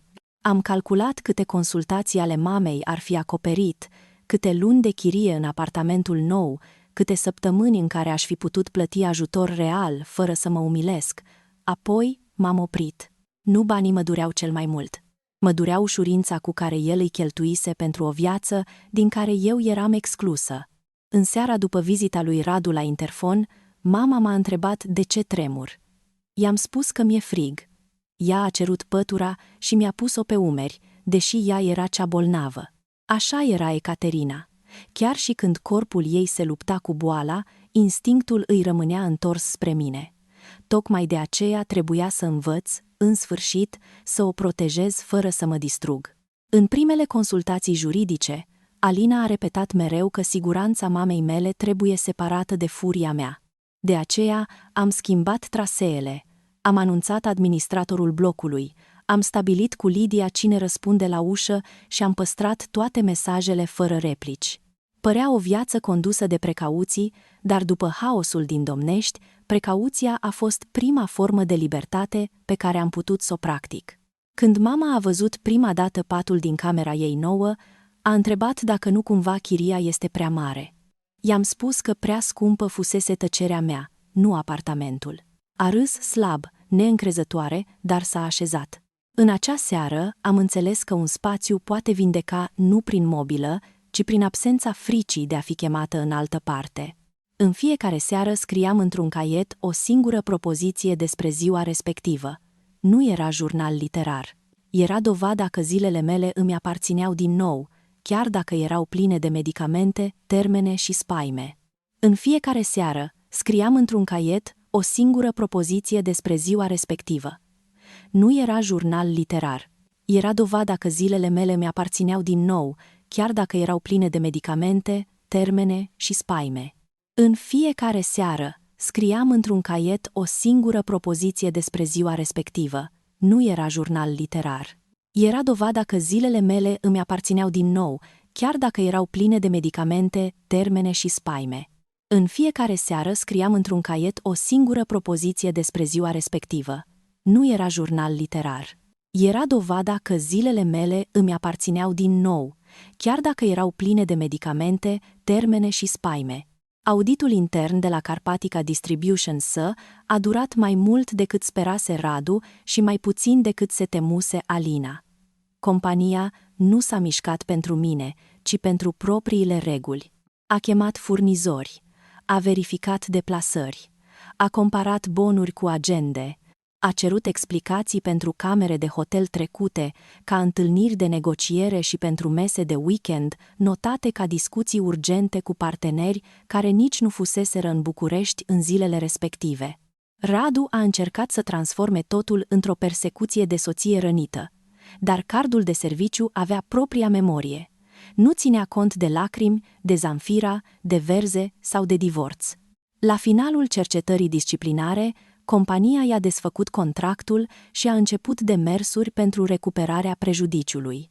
Nu pentru că mă trădase, ci pentru că folosise banii firmei ca să și hrănească trădarea. În paralel, cererea Alinei privind măsuri asigurătorii a fost analizată de instanță. Mi-a explicat de mai multe ori să nu spun niciodată i-am blocat conturile, pentru că eu nu aveam puterea aceea. Eu cerusem. Instanța dispusese, în limitele probelor. Era o diferență care conta. După 7 ani în care familia Munteanu vorbise ca și cum poruncile ar fi lege, îmi plăcea precizia aceasta rece. Cine cere, cine verifică, cine decide? Zamfira nu înțelegea. Pentru ea, orice hârtie era o insultă dacă nu-i confirma dreptul de a conduce. A început să trimită mesaje rudelor, spunând că am înscenat totul ca să le iau casa. Carmen și Sorina au distribuit povestea în felul lor, fără să vină însă la mine. Se obișnuiseră să ceară de la distanță. Când distanța a devenit juridică, s-au oprit la bârfe. Într-o seară de iarnă, Radu m-a așteptat în fața cabinetului Alinei. Purta paltonul vechi, cel pe care îl detestase mereu, fiindcă Zamfira spunea că îl face să pară funcționar mărunt. Acum exact asta era. Un bărbat fără card de companie, fără certitudinea salariului și fără curajul de a și recunoaște alegerile. Nu trebuia să ajungem aici, a spus. Nu trebuia. Dacă nu spărgeai casa, dacă tu mă apărai o singură dată, a strâns din dinții. Mereu ajungi la mama, pentru că acolo ai ajuns și tu mereu. A încercat să mă prindă de cot, dar Alina a ieșit în prag înainte ca mâna lui să mă atingă. Nu a ridicat vocea, doar l-a privit ca pe un om deja trecut într-un dosar. Domnule Munteanu, orice discuție are loc între avocați. Ați distrus o familie, a spus el. Alina a închis ușa cabinetului în urma mea. Nu, am documentat una. Înainte de primul termen important la Tribunalul București, am visat de 3 ori curtea din Domnești.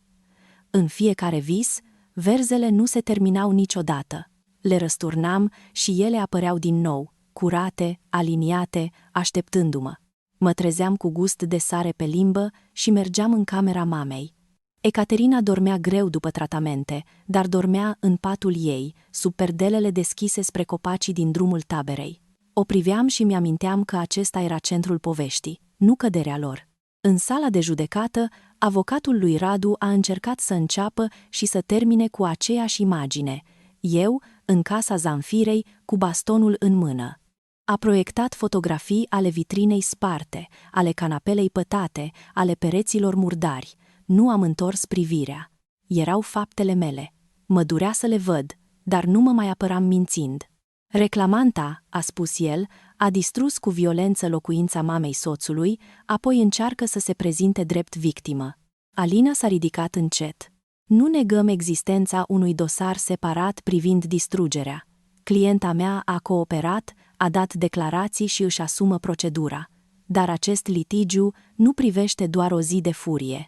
Privește 7 ani de presiune, o intervenție chirurgicală critică, o convorbire înregistrată, o căsnicie în care pârâtul a abandonat-o moral și material pe soția sa și propriile lui fapte extraconjugale și financiare.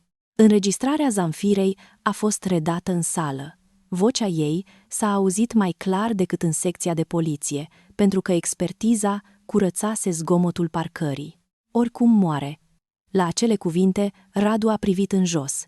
Zamfira, prezentă în spate, a strâns poșeta la piept și a șoptit că nu a vrut să spună așa. Dar vorbele aveau forma lor, nu intenția inventată după consecințe. Apoi au venit mesajele, listele cu 300 de verze, comentariile lui Carmen și Sorina, îndemnul lui Radu că medicii operează, nu eu, fotografiile cu hotelul, documentele privind cardul de serviciu, deja analizate de companie. Fiecare probă nu era o lovitură spectaculoasă, ci o greutate pusă pe taler. La început, partea lor părea plină cu cioburile mele.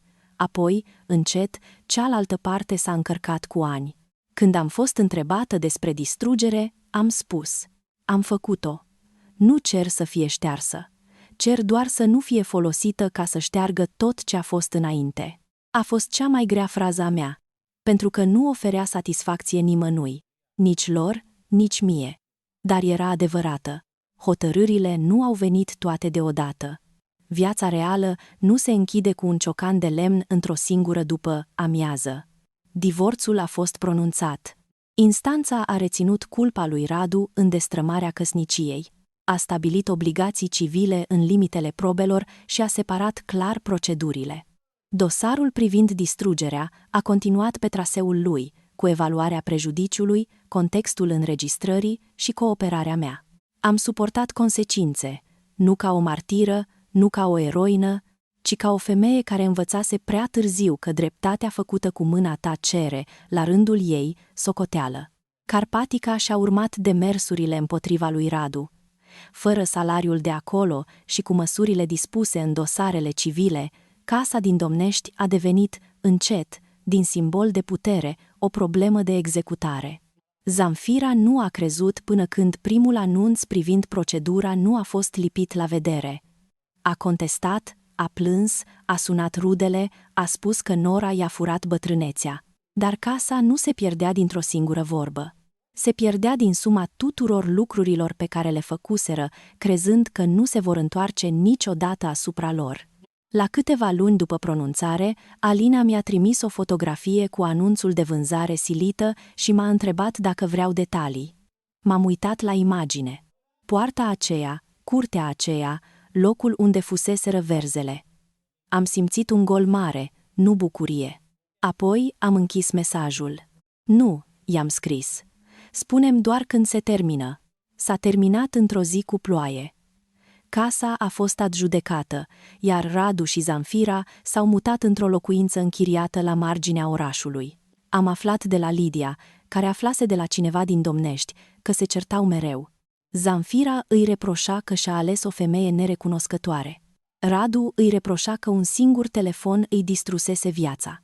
Carmen și Sorina nu mai apăreau decât rar, de obicei când aveau ceva de cerut și nu mai primeau. Când am auzit, am așteptat să simt triumf. Nu a venit, nici milă, doar o liniște ciudată, ca după oprirea unui frigider vechi care bâzâise ani de zile în bucătărie și abia atunci îți dai seama cât zgomot făcea. În apartamentul din drumul taberei, mama începuse să meargă câțiva pași fără sprijin. Tratamentul continua. Analizele ne țineau respirația suspendată de fiecare dată, dar viața intrase într-un ritm suportabil. Dimineața îi făceam ceai. Nu pentru că cineva îmi poruncea, ci pentru că voiam. Diferența aceea măruntă era mai mare decât orice hotărâre. Într-o după-amiază de primăvară, Ecaterina m-a chemat lângă fereastră. Pe masă erau 2 cești cu ceai de tei. Lumina cădea pe fața ei subțire, încă obosită, dar vie. A ridicat ceașca încet, cu ambele mâini. Ai altă față, Daria. Mai bătrână? A zâmbit. Mai a ta. Am râs încet. Pe pervaz creștea busuioc într-un ghiveci. Afară, copiii din fața blocului se certau pentru o minge. Bucureștiul era același, cu tramvaie, praf și oameni grăbiți, dar în camera noastră timpul nu mai era confiscat de nimeni. Îți pare rău? M-a întrebat mama. M-am uitat la mâinile mele. Nu mai aveau sare uscată pe ele. Doar căldura ceștii. Pentru ce am spart? Da. Pentru că am plecat? Nu. Ecaterina a dat din cap, ca și cum acesta era răspunsul pe care îl putea accepta o mamă care își crescuse copilul să nu se mintă singur. Am băut ceaiul în liniște. Nu era o vindecare completă. Boala nu dispăruse ca într-o poveste. Dosarele nu șterseseră rușinea, iar noaptea încă mă trezeam uneori la sunetul imaginar al sticlei sparte. Dar mama respira lângă mine. Eu nu mai aparțineam casei din Domnești. Și pentru prima dată după 7 ani, dacă telefonul suna, nu mă ridicam automat să fiu utilă. Mușcătura sării rămăsese undeva în mine, dar nu mai era ordin. În ziua aceea, sub lumina caldă din drumul taberei, am înțeles că uneori libertatea nu arată ca o victorie mare. Arată ca 2 cești de ceai de tei, ca mâna mamei pe masă și ca o după, amiază în care nimeni nu te mai cheamă să presari sare peste propria inimă. În sala de judecată am simțit pentru prima dată că tăcerea poate fi o armă curată. Altădată tăceam ca să nu supăr. Acum tăceam ca să las documentele să ajungă până la capăt. Când avocatul lui Radu ridica vocea, Alina nu o ridica pe a ei. Întorcea doar pagina. Acolo unde ei aveau indignare, noi aveam cronologie. Zamfira a încercat să plângă în fața tuturor când s-a redat apelul, dar lacrimile ei au venit prea târziu pentru mine. Nu pentru că nu credeam că suferă, suferința ei era reală. Doar că era suferința omului prins, nu a omului care înțelege. Încă vorbea despre casa ei, nu despre mama mea. Când casa din Domnești a intrat în executare, am avut o noapte proastă. Nu de milă, nici de bucurie, ci de teamă că devenisem asemenea lor dacă acceptam consecințele fără să tremur. Lidia mi-a spus la telefon că a nu salva omul care te-a împins în apă nu înseamnă că l-ai înecat tu. Am ținut fraza aceea aproape, dar nu am folosit-o ca să mă împietresc. Am folosit-o ca să merg mai departe. În lunile acelea, Ecaterina îmi repeta că ea nu vrea să fie motivul urii mele. La început mă supăra. Apoi am înțeles că încerca să rămână mamă, nu steag. Boala ei declanșase totul, dar viața ei nu trebuia redusă la conflictul meu cu familia Munteanu. De aceea am început să vorbim tot mai mult despre rețete, vecini, plante, lucruri mici. Lucrurile mici repară uneori ce lucrurile mari doar închid. În sala de judecată am simțit pentru prima dată că tăcerea poate fi o armă curată. Altădată tăceam ca să nu supăr. Acum tăceam ca să las documentele să ajungă până la capăt. Când avocatul lui Radu ridica vocea, Alina nu o ridica pe a ei. Întorcea doar pagina.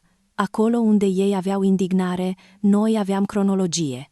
Zanfira a încercat să plângă în fața tuturor când s-a redat apelul, dar lacrimile ei au venit prea târziu pentru mine, nu pentru că nu credeam că suferă. Suferința ei era reală, doar că era suferința omului prins, nu a omului care înțelege. Încă vorbea despre casa ei, nu despre mama mea. Când casa din Domnești a intrat în executare, am avut o noapte proastă, nu de milă, nici de bucurie, ci de teamă că devenisem asemenea lor dacă acceptam consecințele fără să tremur. Lidia mi-a spus la telefon că a nu salva omul care te-a împins în apă nu înseamnă că l-ai înecat tu. Am ținut fraza aceea aproape, dar nu am folosit-o ca să mă împietresc. Am folosit-o ca să merg mai departe. În lunile acelea, Ecaterina îmi repeta că ea nu vrea să fie motivul urii mele. La început mă supăra. Apoi, am înțeles că încerca să rămână mamă, nu steag. Boala ei declanșase totul, dar viața ei nu trebuia redusă la conflictul meu cu familia Munteanu. De aceea am început să vorbim tot mai mult despre rețete, vecini, plante, lucruri mici. Lucrurile mici repară uneori ce lucrurile mari doar închid. În sala de judecată am simțit pentru prima dată că tăcerea poate fi o armă curată. Altădată tăceam ca să nu supăr. Acum tăceam ca să las documentele să ajungă până la capăt. Când avocatul lui Radu ridica vocea, Alina nu o ridica pe a ei. Întorcea doar pagina.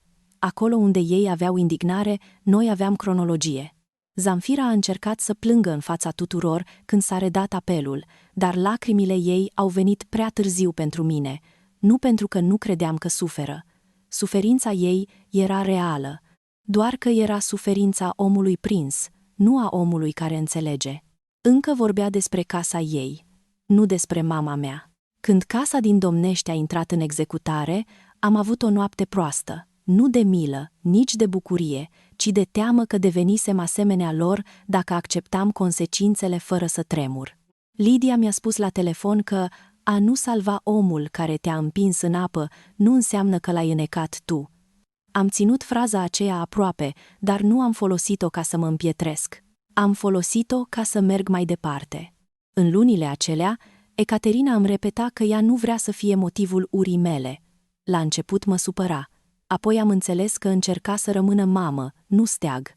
Boala ei declanșase totul, dar viața ei nu trebuia redusă la conflictul meu cu familia Munteanu.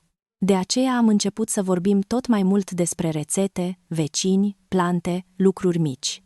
Lucrurile mici repară uneori ce lucrurile mari doar închid. La fiecare termen, Radu părea să caute în sală un aliat care nu mai venea. La început se uita spre Zanfira, dar ea era ocupată și joace propria dramă. Apoi spre avocat, apoi spre podea. Îmi aminteam bărbatul care, în casa mamei lui, părea sprijinit de un întreg clan. În tribunal, clanul se subțiase până rămăsese o colecție de scuze incompatibile între ele. Când s-au prezentat cheltuielile de pe cardul de serviciu, Radu a încercat să spună că în domeniul distribuției relațiile informale sunt normale. Reprezentantul companiei a explicat sec că informal nu înseamnă weekend romantic, iar bonurile nu devin negocieri doar pentru că sunt puse într-un dosar albastru. Sala nu a râs. Tocmai lipsa râsului a făcut scena mai grea. Procedura privind casa Domnești a fost lentă. Zanfira a crezut că timpul o va salva, așa cum o salvase mereu timpul muncii mele. Dacă împingea destul de mult, altcineva venea să facă. Dar executorul nu era noră, nu era rudă, nu era vecină. Termenele curgeau cu indiferență, iar indiferența instituțiilor era, pentru prima dată, mai puternică decât autoritatea ei de familie. Am păstrat chitanțele plăților mele în dosarul gri. Nu ca să mă biciuiesc, ci ca să nu uit că maturitatea nu înseamnă să scapi fără costuri. Am avut costuri materiale, emoționale, juridice. Și totuși, când puneam în balanță acele costuri cu întoarcerea în casa Munteanu, nu mai exista comparație. Libertatea fusese scumpă, captivitatea ar fi fost infinită. Într-o zi, mama a găsit pe masă o copie a hotărârii și a citit doar prima pagină. A pus-o jos și a spus că hârtia este prea rece pentru tot ce am trăit. Avea dreptate. Niciun act nu poate cuprinde mirosul de spital, sarea, spaima din parcare, mâna ei caldă în terapie. Dar fără acea hârtie, lumea lor ar fi continuat să spună că totul a fost doar nebunia mea.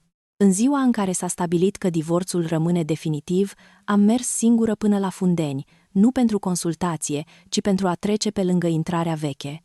Nu am intrat. Am stat pe trotuar și am privit ușile automate deschizându-se pentru alți oameni cu spaimele lor. Acolo începuse, de fapt, recuperarea mea, nu când am spart, ci când am înțeles ce voiam să nu pierd. N-am întrebat niciodată cine a cumpărat casa din Domnești. Nu voiam să dau noului proprietar un chip, nici să mi imaginez camerele renovate. Pentru mine, locul acela trebuia să rămână doar o adresă închisă. N-am întrebat niciodată cine a cumpărat casa din Domnești. Nu voiam să dau noului proprietar un chip, nici să mi imaginez camerele renovate. Pentru mine, locul acela trebuia să rămână doar o adresă închisă. N-am întrebat niciodată cine a cumpărat casa din Domnești. Nu voiam să dau noului proprietar un chip, nici să mi imaginez camerele renovate. Pentru mine, locul acela trebuia să rămână doar o adresă închisă. Primăvara următoare a venit fără să ceară voie de la vreun dosar. A intrat pe geamuri, pe la colțurile perdelelor, în mirosul de pământ ud din parcul dintre blocuri și în răbdarea cu care Ecaterina își număra pașii de la dormitor până la bucătărie. Nu era vindecată în felul simplu în care oamenii sănătoși folosesc cuvântul acesta. Avea controale, tratament, zile proaste și oboseală care îi tăia vorbele la jumătate. Dar era acolo. Și, de multe ori, aceasta era o frază întreagă. Eu lucram din nou, însă altfel. Nu mai acceptam telefoane după program doar ca să demonstrez că sunt indispensabilă. Nu mai rămâneam în birou până se goleau toate etajele.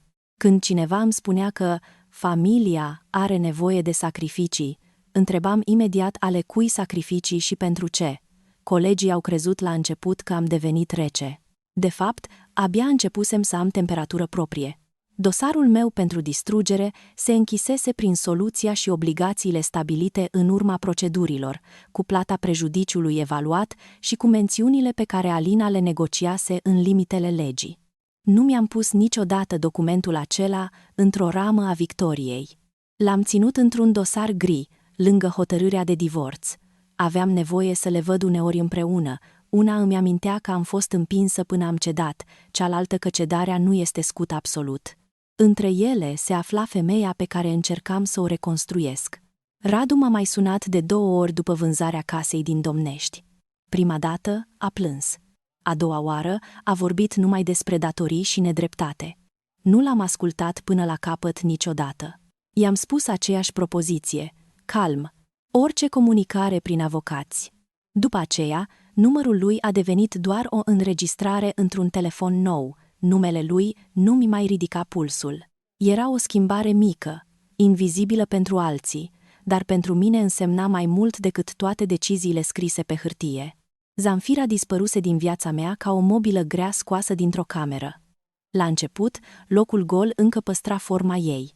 Mă trezeam uneori duminica dimineață cu senzația că uitasem să pregătesc ceva, să ajung undeva, să duc un platou, să tai ceapă pentru oameni care nu știau niciodată cât costă mâinile altcuiva. Apoi îmi aminteam. Nu uitasem. Se terminase. Carmen și Sorina nu au mai încercat să mă contacteze. Alina mi-a spus că e mai bine așa. Nu trebuia să primesc o pedeapsă oficială fiecare om care participase la umilirea mea. Uneori, ieșirea lor din viața mea era suficientă. Nu toate ușile trebuie trântite. Unele trebuie doar lăsate încuiate. Într-o zi, Ecaterina a insistat să mergem împreună până la vechiul ei local. Nu mai funcționa ca înainte. Îl cedase temporar unei cunoștințe, pentru că recuperarea nu-i permitea să stea ore în picioare. A intrat totuși în bucătărie, s-a uitat la cratițe, la rafturi, la masa pe care frământase ani întregi. Nu a plâns. A trecut palma peste blat și a spus: "Aici am crezut că muncesc ca tu să nu depinzi de nimeni și tot ai ajuns să depinzi de o familie care te-a folosit. Nu ai greșit tu. Ba, am greșit când am tăcut văzând că te stingi. M-am temut să nu te întorc împotriva soțului tău. M-am întors singură, cam târziu, dar m-am întors." A zâmbit cu tristețe. "În ziua aceea am cumpărat pâine caldă și am mâncat pe o bancă, ca două femei fără obligații urgente. Mama a obosit repede, așa că ne-am întors acasă cu taxiul. Înainte, aș fi calculat dacă meritam drumul. Acum am plătit și am închis ușa fără să mă scuz în gând față de nimeni. Tribunalul București, Fundeni, Secția de Poliție Domnești, numele Carpatica Distribution S.A., toate rămăseseră în urmă ca stații ale unui drum pe care nu mi-l dorisem. Dar nu le mai confundăm cu destinație. Destinația era mai modestă: o masă curată, un program ales, o mamă care își lua medicamentele bombănind că sunt prea multe, o viață în care nu era începutul unei catastrofe. În seara în care Ecaterina a reușit să facă singură ceaiul de tei, a strigat din bucătărie cu o mândrie exagerată: "Doamnă Pavel, vă servesc cu ceva?" Am venit și am găsit-o sprijinită de blat, obosită, dar triumfătoare, cu două cești albe pregătite. Am vrut îi spun să se așeze, să nu forțeze. M-am oprit. O parte din grija mea încă semăna prea mult cu controlul pe care îl uram. Am luat farfurioara și am dus-o la masă. "Vă servesc cu liniște, doamnă Pavel." Ne-am așezat lângă fereastră. Afară, lumina cobora pe frunzele tinere. În ceașcă plutea un cerc mic de abur. Mama m-a privit peste marginea ceștii. "Când erai mică, urai ceaiul de tei. Pentru că mă puneai el beau când eram bolnavă. Acum are gust de casă." Am stat mult fără să vorbim. În liniștea aceea, am simțit pentru prima dată că nu datorez nimănui o explicație completă despre ce devenisem. Existau documente pentru instanță, declarații pentru poliție, rapoarte de audit, hotărâri, chitanțe, evaluări, fotografii, dar viața mea nu mai trebuia să fie probată la fiecare pas. Pe un raft, într-o cutie metalică, țineam telefonul vechi cu ecran crăpat. Nu-l păstram ca să redeschid rana, ci ca să nu uit cât de subțire este peretele dintre răbdare și prăbușire. Lângă el era un bilețel scris de Alina: "Adevărul fără control devine doar altă explozie." Îl citisem de atâtea ori încât îl știam pe de rost. Într-o duminică, Lidia a venit cu flori și cu o tavă de plăcintă. S-a uitat în jur, a aprobat perdelele, a criticat poziția televizorului și a întrebat dacă am mai auzit ceva de la ăia. Am ridicat din numeri. Nu destul cât să conteze. Lidia a zâmbit. "Asta e cea mai bună răzbunare, să nu conteze." Nu știu dacă era răzbunare. Mie îmi părea mai degrabă revenirea simțurilor, să mănânc când mi-e foame, să dorm când sunt obosită, să nu tresar la fiecare vibrație de telefon, să pot cumpăra 3 verze de la piață pentru o supă, fără să mi se strângă stomacul la gândul celor 300. Da, într-o zi am cumpărat varză. Am stat în piață cu mâna pe una mare, rotundă, și aproape am râs. Vânzătoarea m-a întrebat dacă vreau pentru murat. I-am spus că nu, doar pentru mâncare. Acasă, am tăiat-o încet, am pus-o într-o oală cu legume și carne, iar mirosul care a umplut bucătăria nu a mai fost ordin, nu a mai fost curte, nu a mai fost zamfira, a fost doar prânz. Ecaterina a gustat și a zis că am pus prea puțină sare. Am izbucnit amândouă în râs. Râsul acela a spălat mai mult decât orice hotărâre. Spre vară, medicul a spus că evoluția este bună, în limitele realiste ale bolii. Mama a întrebat dacă poate merge la mare. Doctorul a zâmbit și i-a dat o listă de precauții mai lungă decât vacanța însăși. Am plecat totuși pentru 3 zile, la un hotel mic, cu lift, cu balcon spre o stradă plină de tei. Nu era lux, era suficient. În prima dimineață, am ieșit devreme pe plajă.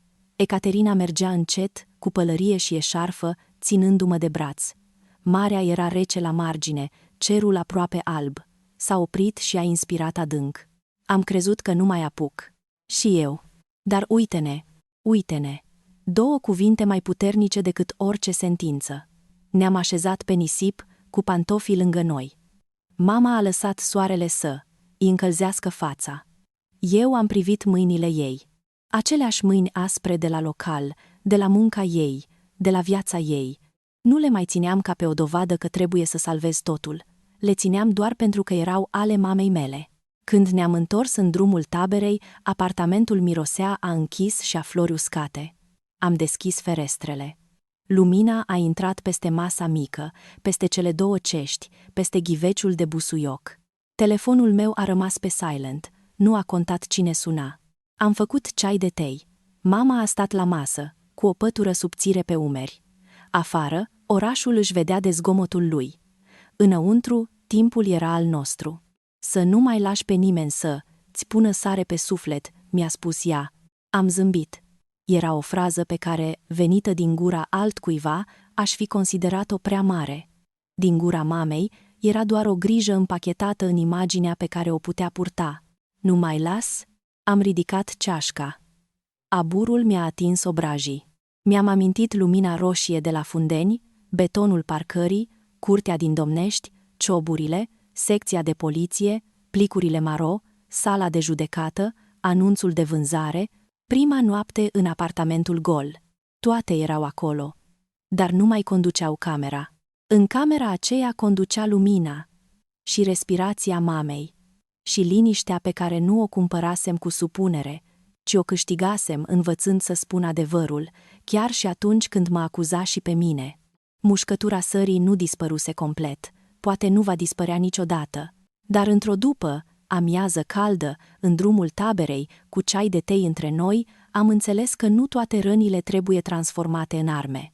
Unele trebuie doar ținute la lumină până nu mai dictează drumul. Mușcătura sării rămăsese în trecut, pe mâinile mamei mele rămăsese soarele. În primele săptămâni după final, corpul meu nu a crezut actele. Deși știam că divorțul era pronunțat, tresăream când cineva bătea la ușă. Deși știam că Zanfira nu mai putea să-mi poruncească nimic, mă trezeam duminica dimineață cu lista imaginară a muncilor ei. Libertatea a intrat în mine mai încet decât hotărârile în dosare. A intrat prin repetiție. Azi nu merg, azi nu răspund, azi aleg. Am păstrat legătura cu Alina, dar tot mai rar ca avocat și tot mai des ca martor al felului în care învățam să trăiesc normal. Odată mi-a spus că unele femei ies din abuz și se simt vinovate că nu sunt fericite imediat. Eu am râs. Nu eram fericită imediat. Eram doar neocupată de frică în fiecare secundă. Și era destul. Ceaiul de tei a devenit ritualul nostru, dar nu unul care cerea sacrificii. Uneori îl făcea mama, alteori eu, alteori uitam amândouă și beam apă. Tocmai asta era frumusețea. Nimeni nu ținea scorul grijii. Dacă una putea, făcea. Dacă nu, cealaltă aștepta. O casă poate fi construită și fără datorii invizibile. În ziua când am cumpărat varză, pentru prima oară după proces, am stat în piață atât de mult încât vânzătoarea a crezut că aleg pentru un restaurant. I-am spus că aleg pentru 2 persoane. A râs și mi-a dat una mică. Am dus-o acasă ca pe un animal blând pe care trebuia să învăț să nu mă mai sperie. În primele săptămâni după final, corpul meu nu a crezut actele. Deși știam că divorțul era pronunțat, tresăream când cineva bătea la ușă. Deși știam că Zanfira nu mai putea să-mi poruncească nimic, mă trezeam duminica dimineață cu lista imaginară a muncilor ei. Libertatea a intrat în mine mai încet decât hotărârile în dosare. A intrat prin repetiție. Azi nu merg, azi nu răspund, azi aleg. Am păstrat legătura cu Alina, dar tot mai rar ca avocat și tot mai des ca martor al felului în care învățam să trăiesc normal. Odată mi-a spus că unele femei ies din abuz și se simt vinovate că nu sunt fericite imediat. Eu am râs. Nu eram fericită imediat. Eram doar neocupată de frică în fiecare secundă. Și era destul. Ceaiul de tei a devenit ritualul nostru, dar nu unul care cerea sacrificii. Uneori îl făcea mama, alteori eu, alteori uitam amândouă și beam apă. Tocmai asta era frumusețea. Nimeni nu ținea scorul grijii. Dacă una putea, făcea. Dacă nu, cealaltă aștepta. O casă poate fi construită și fără datorii invizibile. În ziua când am cumpărat varză pentru prima oară după proces, am stat în piață atât de mult încât vânzătoarea a crezut că aleg pentru un restaurant. I-am spus că aleg pentru 2 persoane. A râs și mi-a dat una mică. Am dus-o acasă ca pe un animal blând pe care trebuia să îl învăț să nu mă mai sperie. În primele săptămâni după final, corpul meu nu a crezut actele. Deși știam că divorțul era pronunțat, tresăream când cineva bătea la ușă. Deși știam că Zanfira nu mai putea să mi poruncească nimic, mă trezeam duminica dimineață cu lista imaginară a muncilor ei. Libertatea a intrat în mine mai încet decât hotărârile în dosare. A intrat prin repetiție. Azi nu merg, azi nu răspund, azi aleg. Am păstrat legătura cu Alina, dar tot mai rar ca avocat și tot mai des ca martor al felului în care învățam să trăiesc normal. Odată mi-a spus că unele femei ies din abuz și se simt vinovate că nu sunt fericite imediat. Eu am râs. Nu eram fericită imediat. Eram doar neocupată de frică în fiecare secundă și era destul. Ceaiul de tei a devenit ritualul nostru, dar nu unul care cerea sacrificii. Uneori îl făcea mama, alteori eu, alteori uitam amândouă și beam apă. Tocmai asta era frumusețea. Nimeni nu ținea scorul grijii. Dacă una putea, făcea. Dacă nu, cealaltă aștepta. O casă poate fi construită și fără datorii invizibile. În ziua când am cumpărat varză pentru prima oară după proces, am stat în piață atât de mult, încât vânzătoarea a crezut că aleg pentru un restaurant. I-am spus că aleg pentru 2 persoane. A râs și mi-a dat una mică. Am dus-o acasă ca pe un animal blând pe care trebuia să îl învăț să nu mă mai sperie. Uneori, când ceaiul se răcea, mama îmi cerea să îi povestesc câte un lucru frumos din copilăria mea. La început îmi veneau în minte doar scene cu lipsuri, pantofi purtați prea mult, facturi amânate, oboseala ei. Apoi, încet, mi-am amintit și altceva, cum cânta în bucătărie, cum îmi punea prima porție de clătite deoparte, cum mă lăsa să adorm pe 2 scaune unite când localul era plin. Viața noastră nu fusese numai supraviețuire, fusese și dragoste muncită. Am învățat să accept ajutorul Lidiei fără să plătesc imediat cu vinovăție. Dacă aducea mâncare, nu alergam să îi spăl geamurile. Dacă stătea cu mama, nu îi făceam liste de datorii imaginare. La început mi se părea nepoliticos să primesc pur și simplu. Apoi am înțeles că între oameni care se iubesc, ajutorul nu trebuie să fie o factură ascunsă. Pe Radu l-am visat rar după aceea. Când apărea, nu mai striga. Stătea la o masă lungă, departe, și îmi cerea ceva ce nu reușeam să aud. Mă trezeam înainte să răspund. Mi-am dat seama că acesta era progresul. Inconștientul meu încă îl aducea, dar vocea lui nu mai avea volum. În vara aceea, la mare, mama a adunat câteva scoici mici într-un șervețel. Mi-a spus că le pune pe pervaz, ca să nu uităm că am ajuns acolo după tot. Scoicile au rămas lângă ghiveciul de busuioc. Uneori, când lumina cade pe ele, par bucăți de sare curățată de mare. Îmi place această transformare, aceeași culoare, alt sens. Nu știu dacă m-am iertat complet pentru ziua din Domnești. Poate iertarea nu vine ca un verdict. Poate vine ca o capacitate de a trăi fără să repeți acea zi în fiecare gest. Eu nu am mai spart nimic. Am aruncat doar lucrurile care mă legau de ei. Un șorț vechi, câteva platouri uitate, o listă de cumpărături pentru murături. Le-am scos din casă fără ceremonie. Uneori, eliberarea nu are nevoie de martori.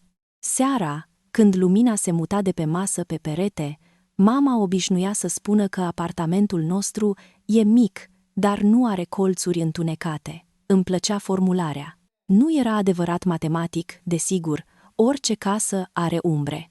Dar umbrele de aici nu ascundeau ordine, liste sau reproșuri. Erau doar locuri unde lumina nu ajunsese încă.